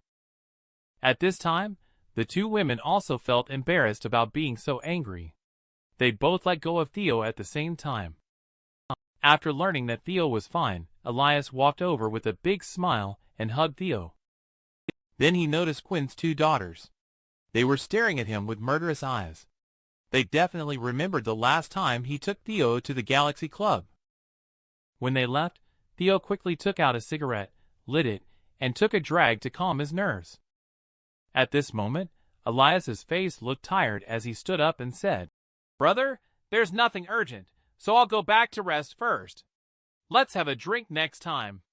I've been exhausted during this period. I can't sleep well and have nightmares every day." Just as Elias left, Theo remembered the plot of the Qin family from the original book. Elias's discomfort was due to the feng shui issue of the old house. The root of the problem was a jade Buddha that Elias bought back a week ago. The jade Buddha was tampered with by Chris. After Elias bought it back, it belonged to the Qin family. The feng shui was greatly affected. The original auspicious feng shui location turned into an inauspicious one. At the moment when the Qin family was in crisis, Chris intervened to save them. In the end, the people of the Qin family revered him, as if he were a deity, showing immense respect towards him. The young miss of the Qin family also developed a strong liking for him as a result, gradually falling under his influence. Just as Theo was recollecting the plot, the system's voice suddenly sounded. The host successfully survived the Western City branch plot. The reward is the opportunity to cultivate the yin-yang boundless skill, which can only be used once. According to the system introduction, once the ancient skill yin-yang boundless skill is cultivated to perfection, it can rebound double the damage received back to the attacker. It's just too annoying to have it limited to one-time use. On the other hand, Chris was left in the office. Emily very thoughtfully handcuffed him. In her mind, Chris was already no different from a criminal. After Chris was handcuffed, his face remained calm, but he was extremely angry inside. He had originally thought that with his relationship with Emily, doing a record or something like that shouldn't take too long. But now, he could only explain things here. The next afternoon, a tall and beautiful woman picked him up. This person is the eldest daughter Genesis of the He family, who is also considered a top beauty in the Sioux region. The He family is quite low-key in the Sioux region, but their strength is not inferior to the 4 major families. This family is a branch of the He family. The head of the family, He Granny, has some connections with his master. So when he arrived in the Sioux region, he visited the He family for the first time and helped treat He Granny's illness. This made the He family owe him a favor. The result is that such a valuable favor was used in such a trivial place, making him feel like dying. The man was reborn as the villain in a novel. He just broke free from the sparks between his current girlfriend and his ex-girlfriend. Then he learned that his good friend's old house had been altered in terms of feng shui. Theo knew. Chris was getting ready to take over the Chin family. Unexpectedly, Theo had just arrived at the antique shop when he encountered Chris and Ivy. He quickly hid behind a cargo container, deliberately turning his back to the 2 people to avoid being recognized. Ivy, as the eldest daughter of the Chin family, is a very famous beauty in the Sioux region. However, she looks extremely haggard today. The reason for this expression is because the Chin family has recently encountered some unknown issues. The whole family is not sleeping well, and they are having nightmares once they fall asleep. After some time, everyone's health has been affected. Therefore, everyone in the Chin family suspects that there might be an issue with the feng shui at home. Ivy came to the antique market today to see if there are any good items that can improve the feng shui. Unexpectedly, she encountered Chris on the way. Of course, this kind of encounter was deliberately arranged by Chris. She hasn't known Chris for long. Last time, a snake somehow crawled into her house, which scared her to death. Chris happened to be patrolling in the neighborhood. He rushed over when he heard the screams. After helping her deal with the snake, that's how they met. Thanks to you for coming up with this. Throwing a snake into someone's house on purpose and then playing the hero. I have never seen someone as shameless as you. If it weren't for your unscrupulous behavior, would the Chin family's feng shui be in trouble? You should go act in movies. You are simply wasting your talent. Ivy, who was choosing antiques, suddenly heard a series of sounds. She couldn't help but look stunned. But looking around, there was no one speaking beside her. Yet, the voice sounded somewhat familiar. What worried her even more was that there was too much information contained in these few sentences. She was very clear that these words all pointed towards Chris beside her. She couldn't help but glance at Chris, a hint of doubt flashing in her eyes. Chris looked at Ivy, staring at him blankly. He chuckled more confidently and said, "The feng shui in your house must have attracted malignant qi. Let's do this. I have an amulet here. Take it back and wear it first. See if it can improve the situation." This amulet was learned from a master. It took 3 months to make. You're just talking nonsense without thinking. This thing can be scribbled randomly. Poor Ivy fell for it, and stupidly believed that this man was sent by God to save her. After hearing the voice again, Ivy finally confirmed that it wasn't just an auditory hallucination. Someone was actually speaking to her. However, it seemed that only she could hear this voice. At the moment, she felt a bit angry. If all of this was true, then no one should blame her for being impolite. However, she wouldn't rush to confront the situation without evidence. Ivy disguised her expression well, accepted the talisman, and thanked softly. After they left, Theo walked out from behind the cargo container. After looking around, his gaze landed on a jade talisman. The jade talisman is carved in the shape of yin-yang fish. It looks vivid and lifelike, truly a masterpiece deserving of everyone's admiration. Following the original plot, it won't be long before Chris comes to the store to buy back this yin-yang fish jade talisman. This is his crucial prop. This item can absorb all malignant qi. According to the novel setting, Chris is capable of anything. He is well versed in feng shui, medicine, gambling, and stone gambling. So this thing can only be used by him to solve the problem. However, just watching Chris successfully take down the Qin family like this, Theo must be quite unhappy. He can't just stand by and watch his own brother be played to death by this bastard and have the family business taken away. After some thought, he decided to make a decision that went against his ancestors. He called Uncle Jose over. "Take a good look at this Yin Fish Jade talisman for me. Nobody can know about this except a guest named Chris.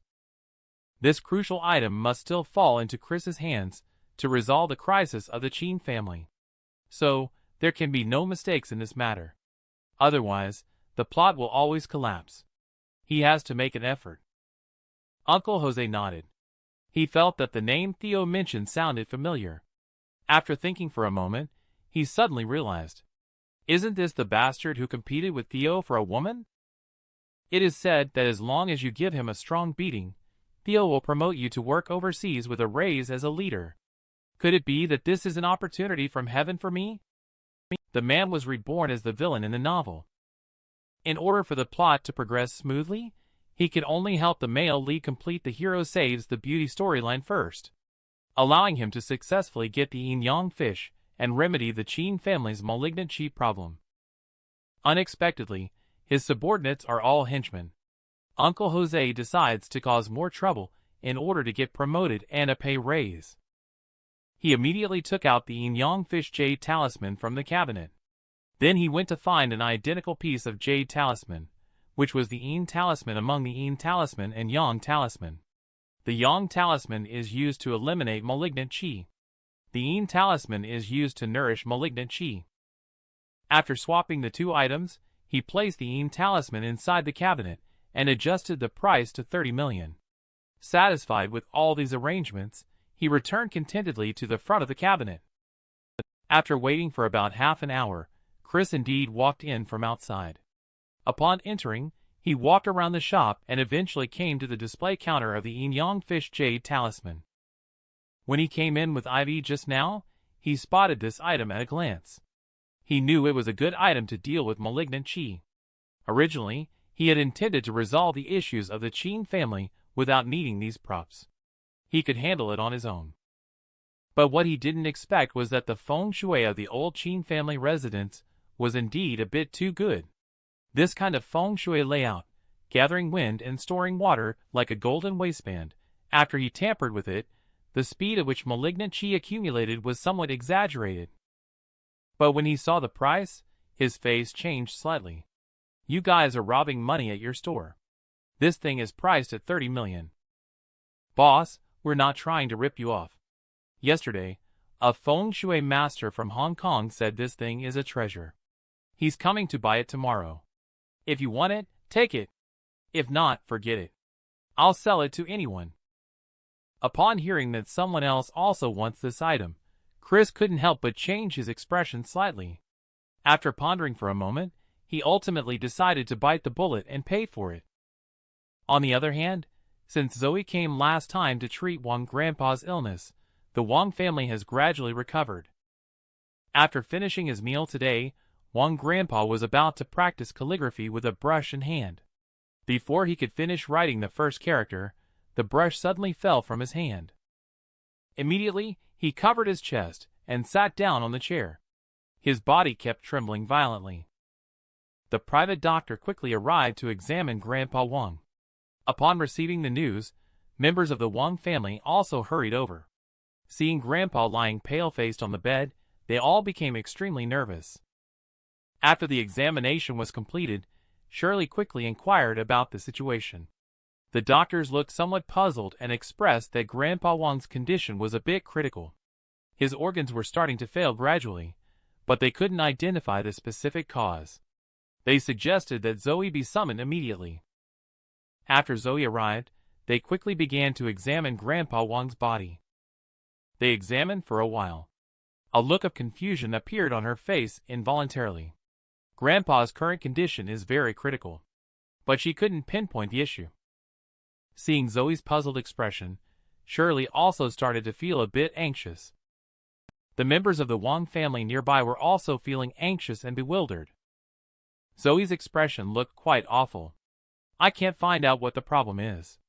But Grandpa's current condition is indeed very critical. If it is not resolved within a day. Noah, who was standing at the back of the crowd, had a look of relief in his eyes. Just after Zoe arrived, he felt extremely nervous in his heart. He was afraid that Zoe would discover some problems. Last time, he wanted to cooperate with Chris to freeze the Wang family's liquid funds in order to drive Shirley out of the power center and successfully advance his own position. The plan unexpectedly failed for some reason. Shirley not only noticed some clues, but also turned around and bit Chris. Shirley did not seem to want to cause trouble afterward. He thought it was just a small coincidence. His identity has not been revealed yet. As for today's scene, of course, he was the one who took action. After Chris saw the plan fail, he came up with another plan for him, which was to directly target Grandpa. In this way, once Grandpa is out of the picture, the issue of the inheritor will need to be settled. According to family rules, ultimate power within the family still lies in the hands of male heirs. Without Grandpa's protection, Shirley's power cannot be maintained. Shirley asked bitterly, "What should we do now? Should we ask your master to give it a try?" Zoe shook her head and said, "I can't figure it out. Even if Grandpa comes, it may not help much. But finding someone to come over might be able to help me." "Who is that?" "Theo." The man, reborn, turned into the villain in the novel. He found out that the plot of the novel collapsed halfway through. Grandpa Wang, who was originally supposed to live a healthy life until the end, now hangs by a thread. Even Zoe couldn't find any reason. In the emergency, Zoe remembered the last time she overheard Theo's heart. She found out that he would be reaching the extraordinary realm of the heavenly scripture of the green sack, so she asked Shirley to bring him over. After Theo rushed over, he instinctively focused his attention. His gaze swept back and forth on Wang Grandpa's body. Finally, he discovered a golden thread in the area of the old man's heart. Strange. What is this golden thread? How could it be wound around Wang Grandpa's heart? It's moving. Isn't this Chris's golden silkworm goo? This thing is extremely cunning. Once it enters the human body, the host will undoubtedly die within 24 hours. After death, this thing will even self-destruct and dissolve. No evidence can be found. If you want to save Grandpa Wang, either Chris comes in person to resolve the goo, or try the secret formula from the heavenly scripture of the green sack. Make incense from 11 medicinal herbs such as mugwort, cloves, and cinnabar. Let's find a way to remind them later on. We must not let Grandpa Wang die. After hearing Theo's heartfelt words, Shirley and Zoe's expressions changed immediately. And when the two of them noticed each other's changed expressions simultaneously, they instantly guessed one idea, that each other could also hear Theo's heartfelt words. Zoe quickly wrote down the list of medicinal herbs she had just heard, and then sent someone to fetch the herbs. Shirley also breathed a sigh of relief. She asked everyone to leave the room first. Then she grabbed Theo's arm and walked towards the nearby small garden. After they reached the small garden, Shirley pulled Theo to sit down and asked, "I feel that something is wrong with my grandfather. His health was fine before. Suddenly, it's very likely that he was poisoned. What do you think?" Theo nodded in agreement. "It's not poisoning, he was planted with a goo. The golden silkworm goo needs to get close to the target to be used. If Chris didn't personally do it, it's probably that idiot Noah. Such a person is also a brainless idiot. Colluding with an outsider thinking they can become the head of the Wang family." Shirley's eyes instantly turned cold. Sure enough, it's pretty much as she suspected. It's that foolish Noah causing trouble behind the scenes again. Last time, the reason she chose to keep him wasn't because she didn't have evidence on hand. She just didn't want to alert the enemy. She wants to use Noah's stupidity to set up Chris. I didn't expect him to be so audacious and dare to go after Grandpa. Since that's the case, there's no need to keep him as bait anymore. When they returned, a pungent smell filled the room. Wang Grandpa had already regained consciousness. Zoe used the prescription she obtained from Theo to treat the old man. After that, the goo worm crawled out and died on its own.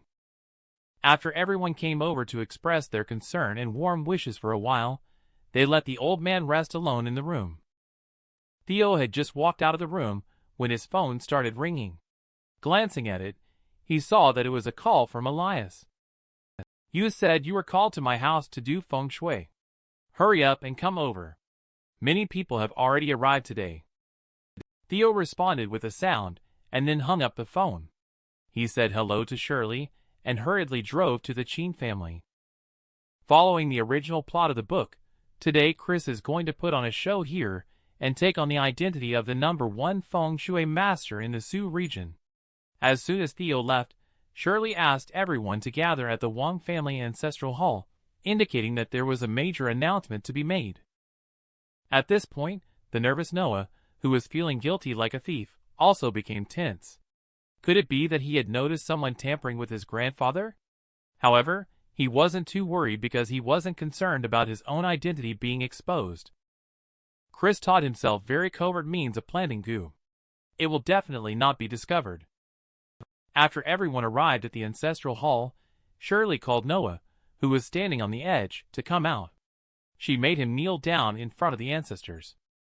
Shirley stared at Noah and questioned, "The new energy project that our company collaborated with F Company on a while ago almost caused us heavy losses. Today, Grandpa was framed with planting goo. You were the one behind it, weren't you?" Noah was instantly scared pale, shaking his head vigorously. The others also found it somewhat unbelievable. Shirley clapped her hands and said, "I'll just have the witness come up."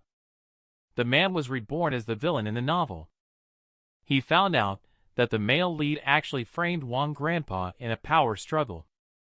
Theo used the heavenly scripture of the green sack to rescue him once again.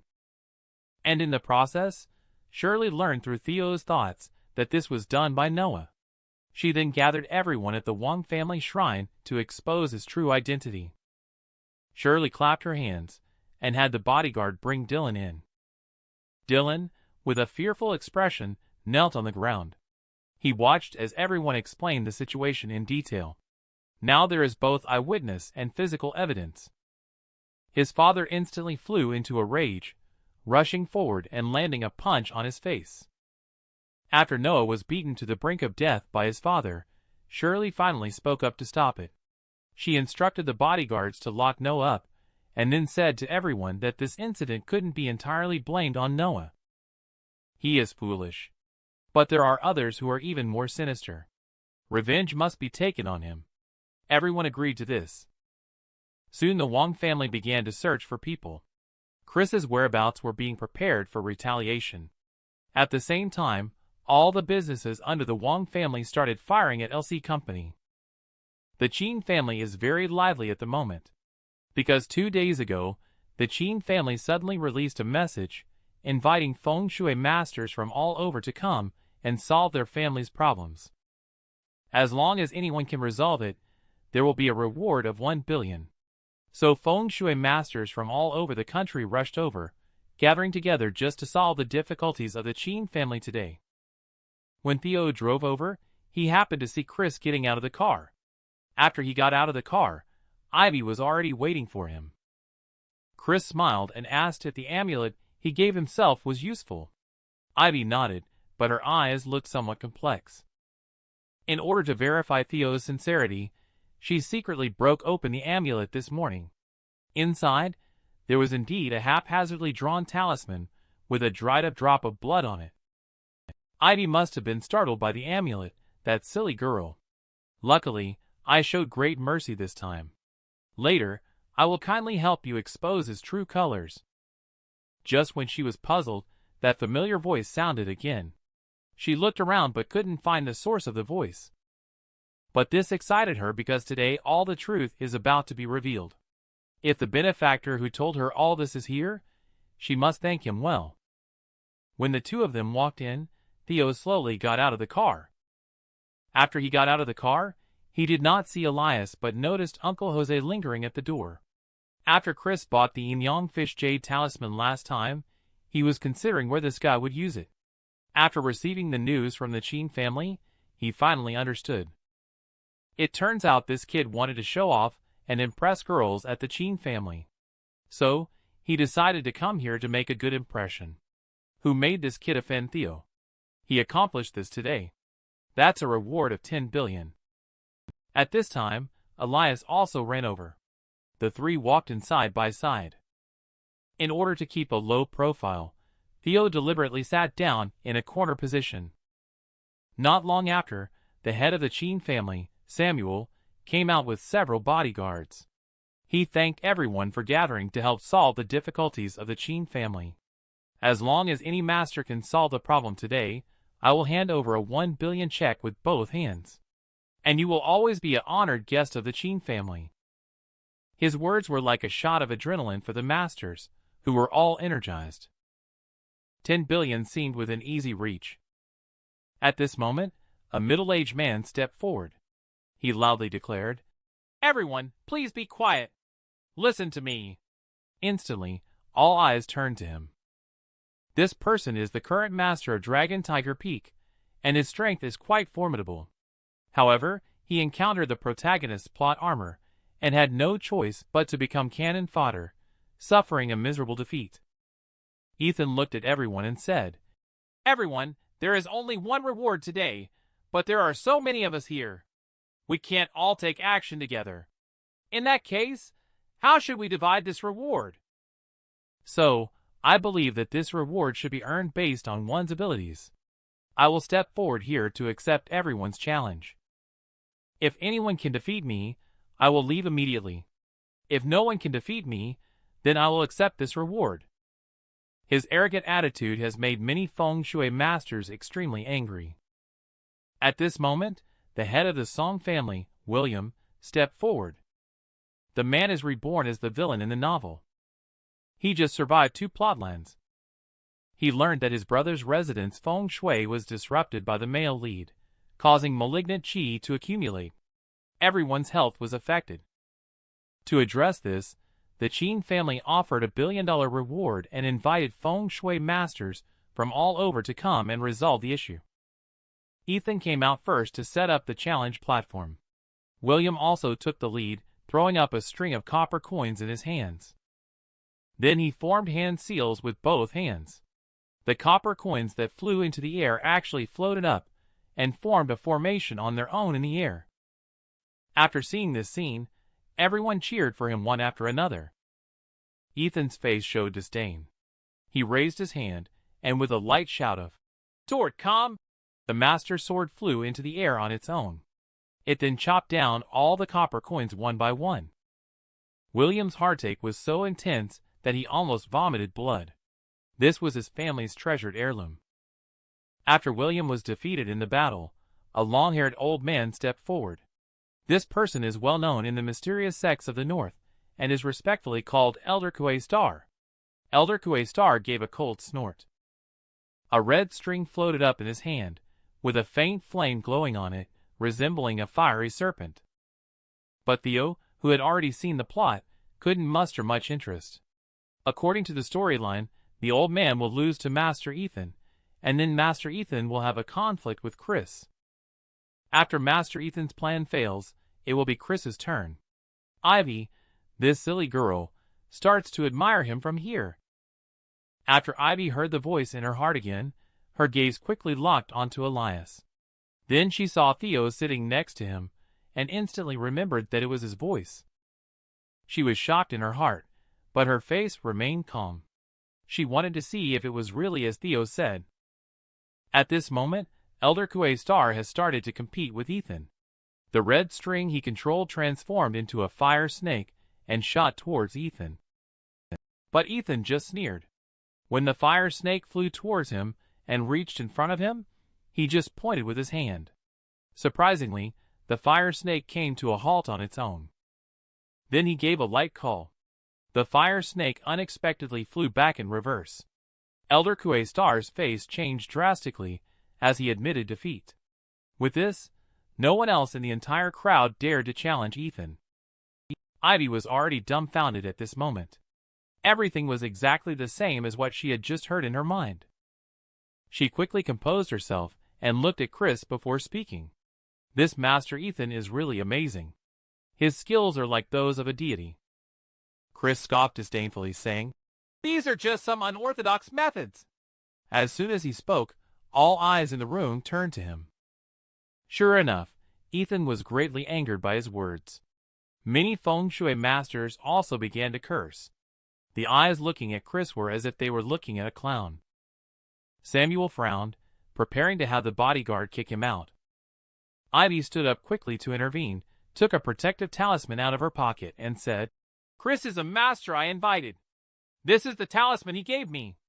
I've been sleeping soundly these past 2 days since wearing it. The truth has not come out yet. She can't let Chris leave." At this moment, Chris also stood up and expressed that only he could solve the Qin family's issue. This made Ethan extremely angry. He then instructed his disciples to bring out 3 incense burners. Each burner was inserted with 3 sticks of incense, but none were lit. Ethan began chanting a spell while simultaneously using hand gestures. When he finished the chant, the 9 sticks of incense instantly ignited. Immediately, smoke billowed and condensed into a gray humanoid figure in the air. Ethan smiled lightly, performed the 7-star steps with his feet, and stabbed the mist with the master sword in his hand. After he stabbed it with the sword, the mist seemed to emit a scream, startling everyone inside the house. Shortly after, within a few seconds, the mist dissipated on its own. The people from the Qin family also felt much more relaxed. But not long after, the recently dispersed malignant qi gathered once again.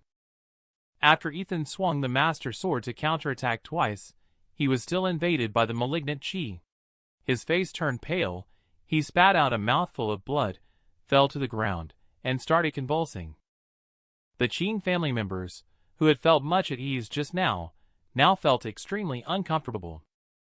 Samuel looked towards his daughter, and found that she didn't seem to have any problems at all.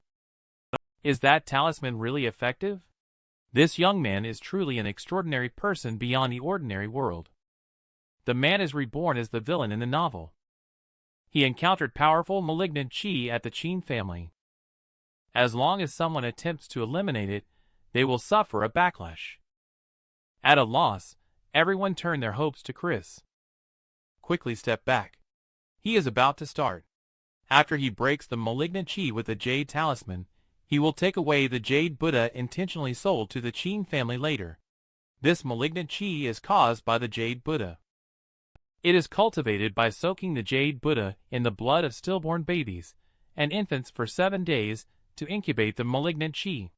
It is said that as long as the jade Buddha is smashed, this guy will also suffer a backlash. After hearing Theo's inner thoughts, Ivy couldn't help but have her pupils constrict. Recently, Elias did indeed buy a jade Buddha from outside and brought it back. He said it was a good item obtained from a high monk. She suppressed her anger in her heart and looked at Chris, softly saying, "Chris, then I'll trouble you." Chris pulled the corners of his mouth and smirked mischievously. He took out the yin-yang fish jade talisman from his pocket, injected a drop of blood onto it, and the jade talisman emitted a faint white light. Next, the gray malignant qi inside the house crazily condensed into the jade talisman and then disappeared completely. But in less than 5 seconds, cracks appeared on the jade talisman in Chris's hand, followed by it breaking apart. The malignant qi that had been sucked in earlier burst out in an instant. This time, the malignant qi is even more concentrated than before. For a moment, the whole room was shrouded in gray malignant qi. Several members of the Qin family felt their breathing becoming difficult, their faces turned pale, and they couldn't speak. Chris's expression changed as well. What's going on? Just then, Uncle Jose suddenly stood up. He looked at Chris with disdain and said, "I thought you were capable. After all this time, not only did you fail to solve the problem, but you also made the malignant qi even worse." Chris recognized Uncle Jose, and his face changed instantly. He realized in that moment that the things he had bought were not right. Uncle Jose no longer wasted words with him. He looked at the frightened crowd and said, "Do not panic, everyone. Although this person is useless, our Theo is extremely capable. The so-called malignant chi is nothing to him. He can truly dispel it in the blink of an eye." At this moment, Theo was completely confused. He truly had no idea what to do. However, the crowd had already cast enthusiastic and expectant gazes upon him. Uncle Jose pulled Theo out from the corner. Theo, looking bewildered, felt something burning in his pocket. After taking it out, he found that it was actually a yin-yang fish jade talisman that he didn't know when it was put into his pocket. At this moment, the yin-yang fish jade talisman had been activated by the dripping blood. After Theo held it in his hand, this jade talisman immediately emitted dazzling golden light. The gray malignant chi around him crazily rushed towards him, but was melted by the golden light. Soon, the malignant chi in the room dissipated completely. The members of the Qin family felt their bodies recovering. At this moment, Chris was shaking with anger. He did not expect the trap he had carefully designed to be resolved by Theo. He was furious and wished to kill everyone present. Just as he was about to lose his temper, Ivy suddenly rushed towards the Buddha statue on the shrine. She grabbed the statue and slammed it hard onto the ground. Accompanied by the sound of the Buddha statue shattering, the attention of the crowd was immediately drawn towards it. After the Buddha statue shattered, 6 streams of red light shot out from inside, flying towards Chris. He could be seen with a slightly pale complexion, blood trickling from his nostrils. Because the Jade Buddha was damaged, as its owner, he would also suffer backlash. Upon seeing this red light and Chris's reaction, Ethan was the first to react, saying, "You shameless scoundrel! So it was you who set up this malignant chi." After Ivy realized what was happening, she ran over to look at her father and said, "This person is malicious. Our Qin family cannot let him go." Samuel stared at Chris with a cold expression and said angrily, "Don't you think you owe an explanation to my Qin family?" "What explanation? Are you saying I should have known in advance that the Qin family would offer a reward of 1 billion? Theo sneered inwardly at these words and said, "Of course you wouldn't have known that the Qin family would offer 1 billion. You were just going along to impress Ivy. You were just trying to play the hero to save the damsel in distress." Ivy's eyes shot out flames of anger. Elias also gritted his teeth in hatred. After he shouted, a dozen bodyguards from the Qin family immediately rushed forward. Chris, however, showed no intention of escaping at all. He took the initiative to attack and knock down the bodyguards. Then he grabbed Elias by the neck. "Little Qin family also dares to threaten me. Originally, everyone could have been peaceful today. Blame that SOB named Tang." After saying that, his gaze fell on Theo. His eyes were full of resentment. The man has become the villain in the novel. He originally wanted to survive quietly until the end. He ended up unexpectedly shining brightly in front of the Qin family. Not only did he cause the male lead to lose face, but he also faced reprimand from everyone. Chris, in a fit of anger, grabbed Elias by the neck and glared at Theo as he spoke angrily. "Today, I give you a choice. Either Elias dies, or you suffer for him." After he finished speaking, he exerted a little force with his hand. Although Elias was already struggling to breathe, he still waved his hand awkwardly at Theo. He is a seasoned practitioner who has trained for several years. He is well aware that Theo's skills are far from enough to kill a chicken. He has already saved himself once. There is no need to save himself a second time. Theo gritted his teeth and said, "Let him go. I'll accompany you instead." Although he really wants to survive quietly, he also has his bottom line. After Theo agreed, the Qin family members seemed a little flustered. They didn't want to see Elias in trouble, but they also couldn't bear to see Theo suffer for Elias. Chris also did not expect Theo to actually agree. He relaxed his grip a bit to let Elias catch his breath. He had not planned to kill Elias, just wanted to humiliate Theo and get back at him. But since he agreed, don't blame yourself for being impolite. Theo pointed to the empty space outside the hall and said, "You let him go. Let's have a fair and square duel outside. Each side throws a punch, and the one who wins with a punch wins the game." Although I really want to live well, I am not Chris. I have more bottom line than him. Chris agreed on the surface, but still grabbed Elias by the neck. The three of them walked out like this. Theo took a deep breath and spoke up. "You can let him go now." Chris snorted coldly, grabbing Elias and throwing him out casually. He crossed his arms, stood in place, and looked at Theo contemptuously. "Don't say I bullied a waste like you. You can throw 3 punches first.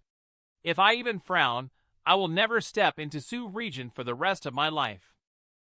Theo also crossed his arms, stood in place, and provoked, saying, "You go first. Hit you.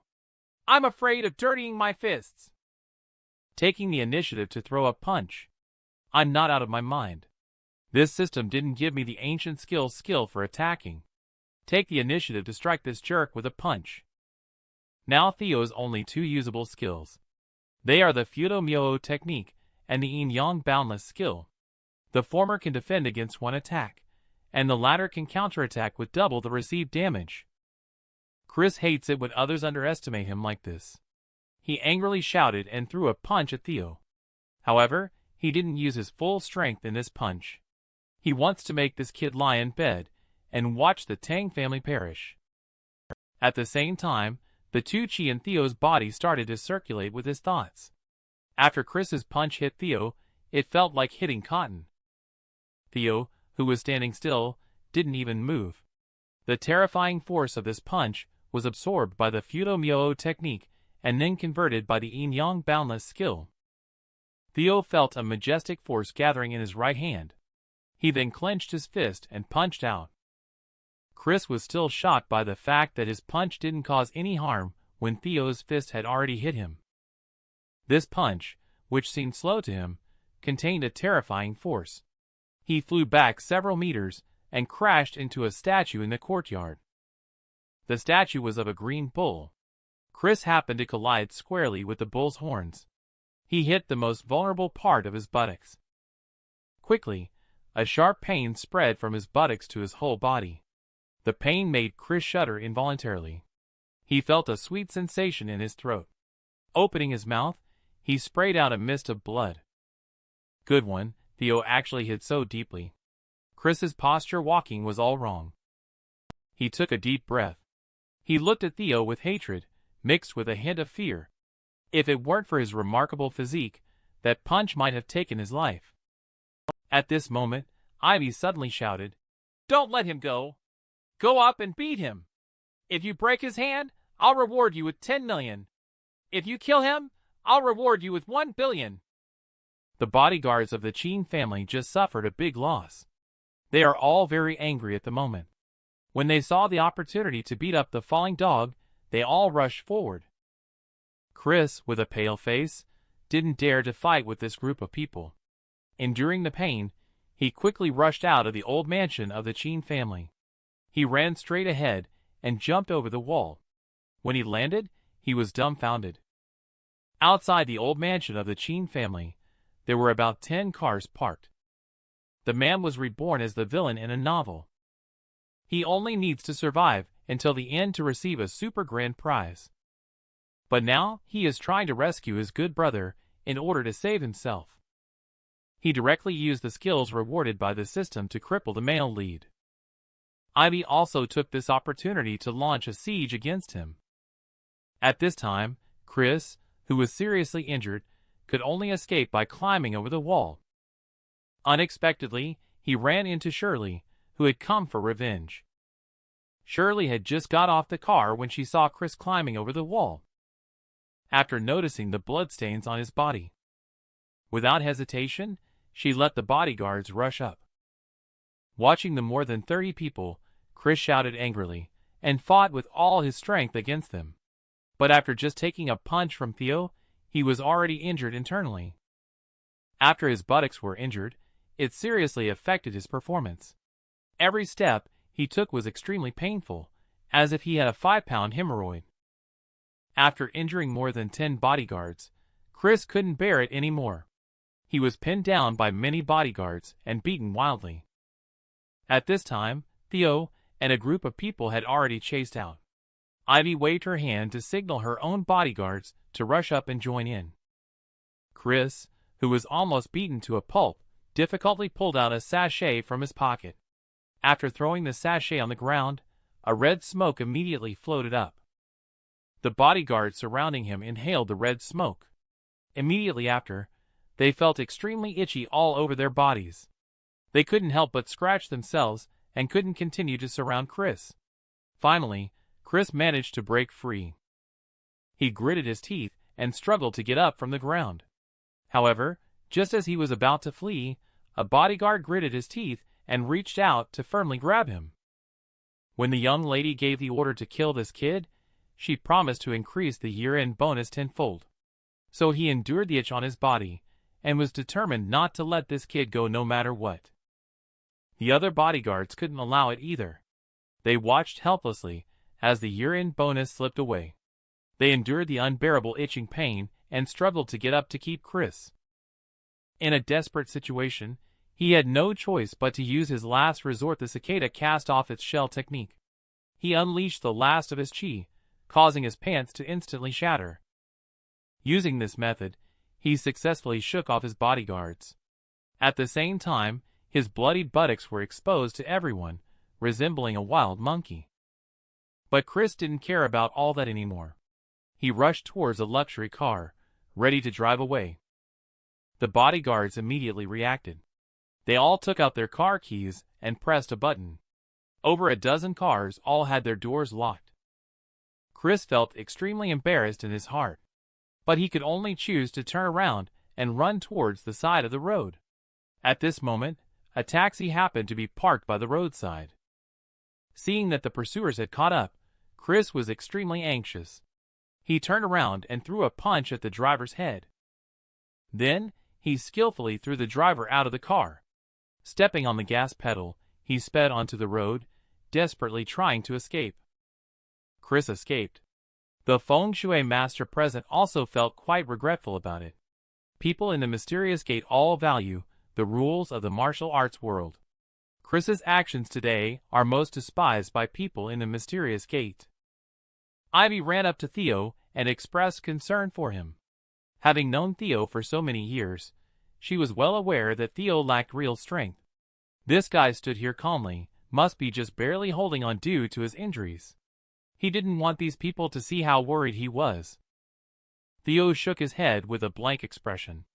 "Why are you coming over here? Wait a minute. Aren't you supposed to dislike me?" She has known Theo for many years. Their relationship is not exactly respectful, but more like strangers.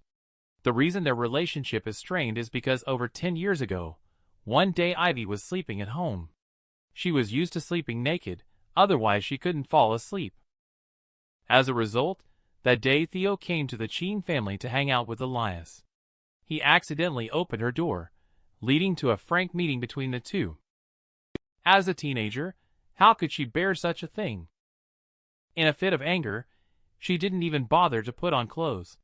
She got up and walked over to stun Theo with a big slap. Since then, there was nothing left to say between them. At this time, Theo's gaze unconsciously fell on a certain part of Ivy that developed extremely well. It's been a long time since he last saw her. How did this girl develop so well? In the beginning, it was that little bastard Elias who tricked me into helping him intentionally so he could get me to go to her room. He wanted me to become his brother-in-law, but he can't be so unscrupulous, right? That slap was for nothing. After hearing Theo's heartfelt words, Ivy instantly felt a bit embarrassed and guilty. She then gave her brother a murderous look. Shirley, who walked over, also heard Theo's heartfelt words. She also gave Elias a murderous look. The man, reborn, became the villain in the novel. He unexpectedly rescued the Chin family from the disaster of the malignant Chi. He even severely injured the male lead during their confrontation. This not only led to Chris losing face, but also left him with a lasting bad reputation. At the same time, with the added benefit of being able to hear their inner thoughts, Shirley and Ivy hold a deep grudge against Chris. They decide to team up with Theo to deal with him together. Seeing both women watching him, Theo suddenly feels a bit dazed. I really just want to quietly enjoy the rewards. But today, I almost got into a fight with Chris. Things have come to this. Just thinking about survival is definitely not enough. He had no choice but to join in. I didn't expect that I, a villain, would join forces with the female leads to fight Chris, but it may not necessarily be a bad thing. Anyway, we can't survive on our own anymore. Let's just do whatever needs to be done. After the three major families join forces, the energy they possess is extremely terrifying. At least not something that LC Company can withstand. After driving more than 20 kilometers in one go, Chris finally escaped to the He family. He had just planned to get off the car when he realized another problem. Although he was wearing clothes, he wasn't wearing pants. After thinking for a moment, he took off his coat and tied it around his waist before walking into He family. The people at He family are quite familiar with him. Seeing his sorry state, they quickly sent him to a private hospital for treatment. Chris, lying on the hospital bed, finally fully understood the reason for his failure in conquering the four major families. It was primarily because Theo wanted to take over the Sioux region and Chris had to eliminate him. At this time, a series of footsteps could be heard coming down the corridor. Shortly after, Genesis, followed by an elderly lady, walked in from the door. The elderly lady is the current head of the He family. The He family is a very strange large family. It has always been women who are in charge of the household. The women in their family also never marry outside, only marrying men who come to them. After exchanging a few cold words in the hospital room, Granny walked out of the ward with her granddaughter Genesis. At this time, a trace of disdain appeared on Genesis's face. She already knew about what happened with the Chin family. Using such despicable means, not only did the plan fail, but she was also beaten up like a dead dog, even losing her pants. After resting for 2 hours in the hospital room, Chris saw 4 men in black suits walk in from outside. Each of them was wearing a skull ring on their hand. This is the Reaper Squad of the Dragon Soul Group, the most elite force under Chris. Second only to the 8 warlords, they were temporarily called back because of today's events. Chris spoke up. How did the intelligence probing go over there? 3 major families have been investigated. Some clues have been found. One of them handed a document to Chris. After Chris took a look at it, his face turned dark. Understood. I'll go there myself after I recover from my injuries. He really doesn't want to show up in the Sioux region for a short period of time. He looked at the 4 of them and ordered. The 4 of you stay in the Sioux region and kill the young master of the Tang family, Theo, for me. He is lying in bed at the moment, already sensing that something is wrong. He was unclear why his punch did not hurt him. But the punch that Theo struck back with contained his unique vital energy. So he speculated that Theo's strength might be different from what he had anticipated. Sending the Reaper Squad to probe would be the best choice. After leaving the Chin family, Theo left with Uncle Jose in a car. Theo felt itchy when he saw this little brother. He began to suspect that his feng shui at home might be problematic. Why was everyone trying to betray him everywhere? Theo took out the $1 billion check from his pocket and stuffed it into his hand. He originally didn't want this money. The Chin family insisted that he take it. They said if he didn't take it, it would be going back on his word. By the way, Uncle Jose, isn't our family planning to develop an Antarctic tourism project? I want you to be in charge of this project. Your salary and bonuses will be tripled. Anyone who betrays me will be exiled. Uncle Jose was so grateful that tears welled up in his eyes. He took out his phone right after getting off the car and snapped a picture of the check, sending it to the management group. After returning home, the system's voice sounded. The host successfully survived the plot and was rewarded with a perfect mastery of an ancient skill. You can choose between the Fudo Myo technique and Yin Yang Boundless skill, or randomly draw one ancient skill. This system is surprisingly generous, not giving a one-time reward anymore. Is it better to be straightforward and give better rewards? Theo quickly chose the Fudo technique because he is afraid of pain, so he needs to have some defense. Very quickly, he felt an additional amount inside his body, a seemingly inexhaustible chi. He decided to find someone to experiment with. The man was reborn as the villain in a novel. He just finished fighting with the male lead. He received the system reward of the Fudo technique, which directly maxed out his defense value. To test his skills, he decided to find someone to use his abilities on. Theo went to his father's room. As soon as he entered, he saw his father looking at stocks on the computer. He walked over and tapped David on the shoulder, saying, "How have your recent stock investments been? Making any money?" David's face darkened instantly. He stood up, walked towards the door, and locked it. Then he slowly pulled out his belt and walked towards Theo. After the belt came down, he no longer yelled as before. With a calm and composed smile on his face, David suddenly felt a bit skeptical about life. Being able to withstand a belt from his old man without feeling a thing was quite impressive. Theo walked and jumped back into the room. At the door, he saw an elegant beauty and quickly greeted her with a cheerful smile. Maya looked up at Theo and softly said, "It seems like Theo doesn't remember me." Theo paused for a moment, then carefully stared at the other person before recognizing them. Isn't it Maya that Theo met at Galaxy Club last time? According to the original plot, she should be flirting with Elias and another young master, trying to sow discord between the two. Later, she reminded Elias to stay away from her, and there was no news about her again. Chris is eager to retaliate against me now. This female devil is not easy to deal with. The 8 warlords are ranked 3rd.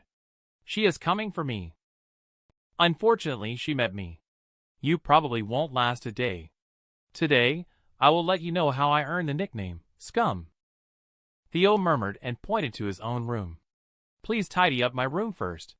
Let me see if you can handle it. In the past, I used to be afraid of you. After all, you were one of the 8 warlords. But times have changed now. I am no longer afraid of fighting." He sat cross-legged on the ground, his gaze shifting directly onto Maya. "You have chosen your outfit well," he remarked. "However, it is still a bit too conservative. A sweetheart neckline would be even better." He sat on the carpet and patted the space next to him. "In our household, maids must also know how to give massages. Come, let me test you." Maya resisted the urge to hit him and could only help with the massage. This is what they call the immortal life. You have such professional skills. Being such a beautiful girl, why bother being an assassin? The world of assassins is very dangerous. Fighting and killing every day, always lurking around. It must be exhausting for a girl like this. Upon hearing Theo's heartfelt words, Maya couldn't help but feel a bit surprised, even a little touched. He knows that he is the enemy, yet he is willing to think this way for her. But deep down in her heart, she has indeed had such thoughts. Maya asked softly, "Theo, can I stay and work as a maid?" Theo thought for a moment. It seems there's no reason to just send her away. You want to stay yourself. Then don't blame me for being shameless. But to be honest, if it wasn't for you, my family wouldn't have been ruined by Master Chris. In terms of status, you as a young lady are not inferior to me at all. My parents and younger brother were killed when I was young. I was also taken by enemies to be trained as an assassin. It's also a pity." Maya, who was massaging Theo's shoulders, instantly stopped and looked stunned. She couldn't believe what she had just heard. She came to Theo precisely to get information about her brother. The elderly person in the organization personally told her that her own parents were killed by a certain assassin organization. When he rushed over, he only managed to save himself. As for her brother, the elderly person mentioned that his whereabouts are unknown. Later, in order to seek revenge, she personally wiped out that assassin organization, but still couldn't find any news about her brother. And the one behind all this planning turned out to be the old man whom she deeply respected. Her eyes turned red.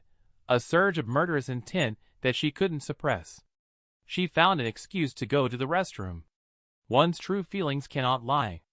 But she still wanted to continue investigating the clues to confirm this matter.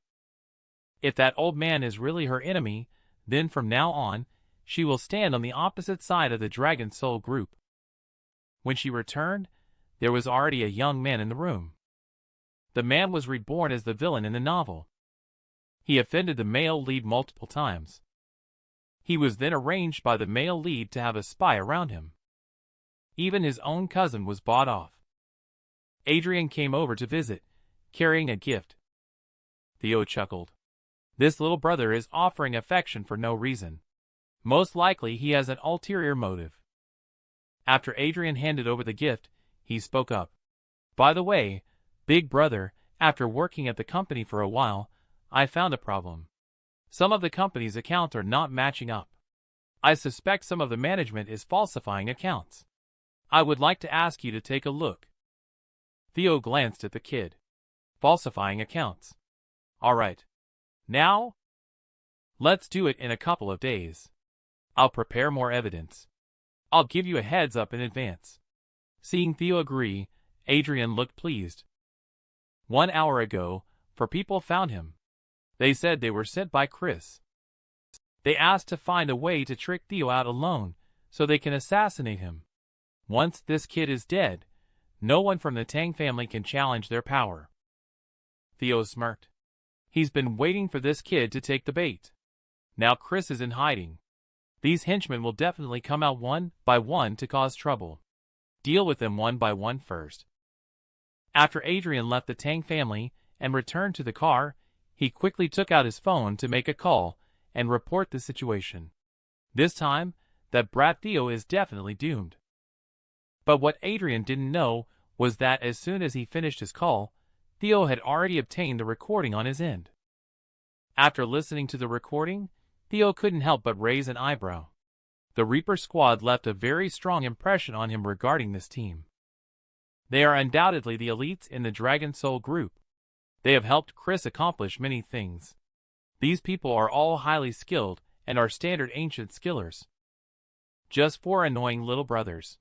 Theo chuckled, feeling a bit proud. Chris is a master. None can break through the defense of the Fudo Myo technique. They want to team up with Adrian to kill themselves.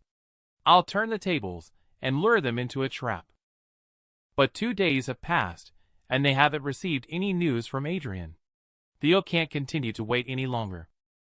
Today is the day of the annual meeting of the Sioux Region Chamber of Commerce. Major companies from the Sioux region will attend this meeting. Theo must also attend as a representative of the Tang group. Before he went, Elias had already sent him a WeChat message. He said that their family will be attending today and will openly suppress LC Company at the annual meeting. The Tang family and Wang family will definitely respond to this. The 3 families have already formed an alliance and are all working together to suppress LC Company in all aspects. Got dressed up. Theo and his father arrived at the hotel. Many celebrities from the Sioux region came up to greet them as soon as they got out of the car. Elias emerged from a corner and pulled Theo into a suite without them knowing. After he entered, he found Ivy sitting by the window drawing. Seeing Ivy smiling at him, Theo subconsciously recalled a scene from over a decade ago. She pointed at the drawing board and asked, "Do you still paint now?" Ivy's face showed a hint of nostalgia. She has always been sensitive since she was young, and her demeanor is somewhat aloof. Coupled with her special status as the eldest daughter of the Qin family, she actually felt a bit awkward at school. Those classmates who were aware of their inferior status to her, on the surface, try to cater to her and please her. However, privately, they overtly or subtly exclude her. School is like a small society. The more unique a person is, the harder it is for them to fit in. She also doesn't want to interact with these people while wearing a mask. Over time, she became depressed. With a hopeful expression, she asked Theo, "Shall we paint together again? It's been a long time since we painted together." Theo shook his head. The atmosphere here is a bit off. Ivy immediately looked aggrieved when she saw Theo about to leave. Tears started swirling in her eyes.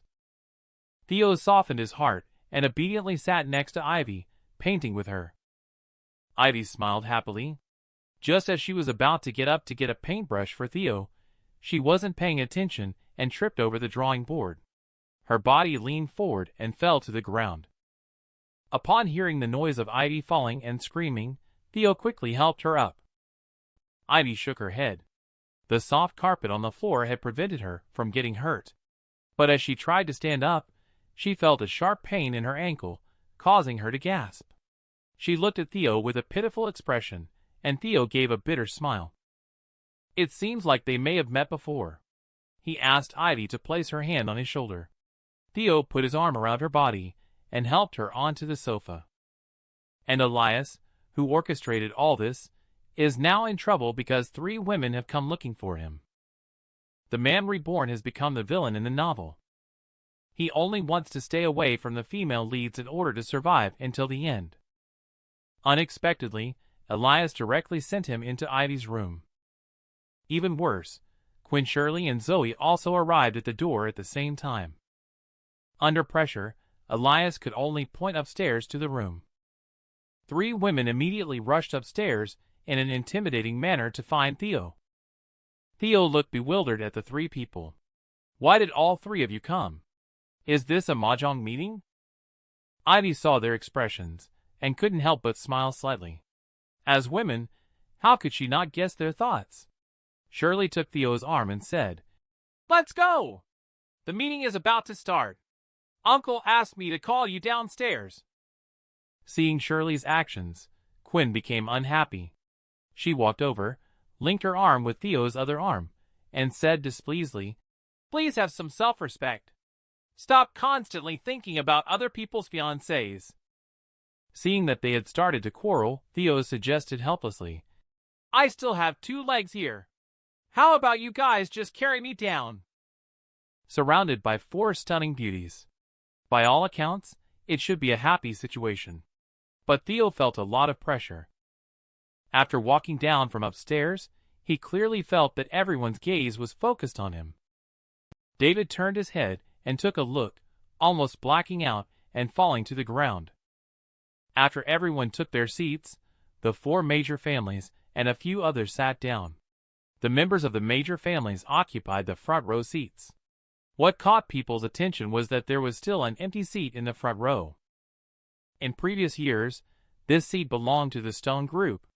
The Stone Group has now been acquired by someone and changed to LC Company. Surprisingly, they did not send a representative to this year's annual meeting. This has led many people to speculate, because a few days ago, 3 out of the 4 major families announced a war against LC Company. According to the usual practice, the city leaders first took the stage to deliver speeches. After the leaders finished speaking, Shirley, as the representative of the Wang family, stood up and proposed, "We, the Wang Group, will actively respond to the call and contribute our modest efforts to the environmental cause in the Sioux region."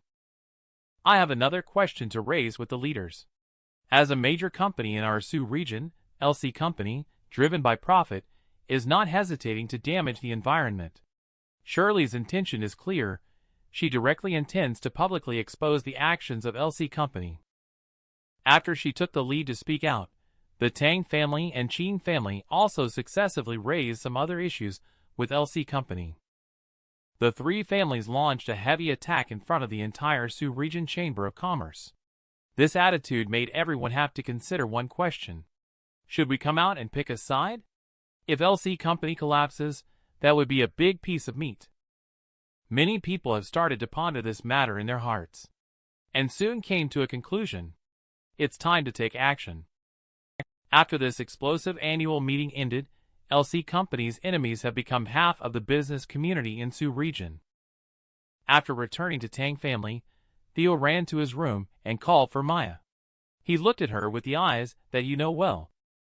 Maya squeezed out a smile that didn't quite reach her eyes.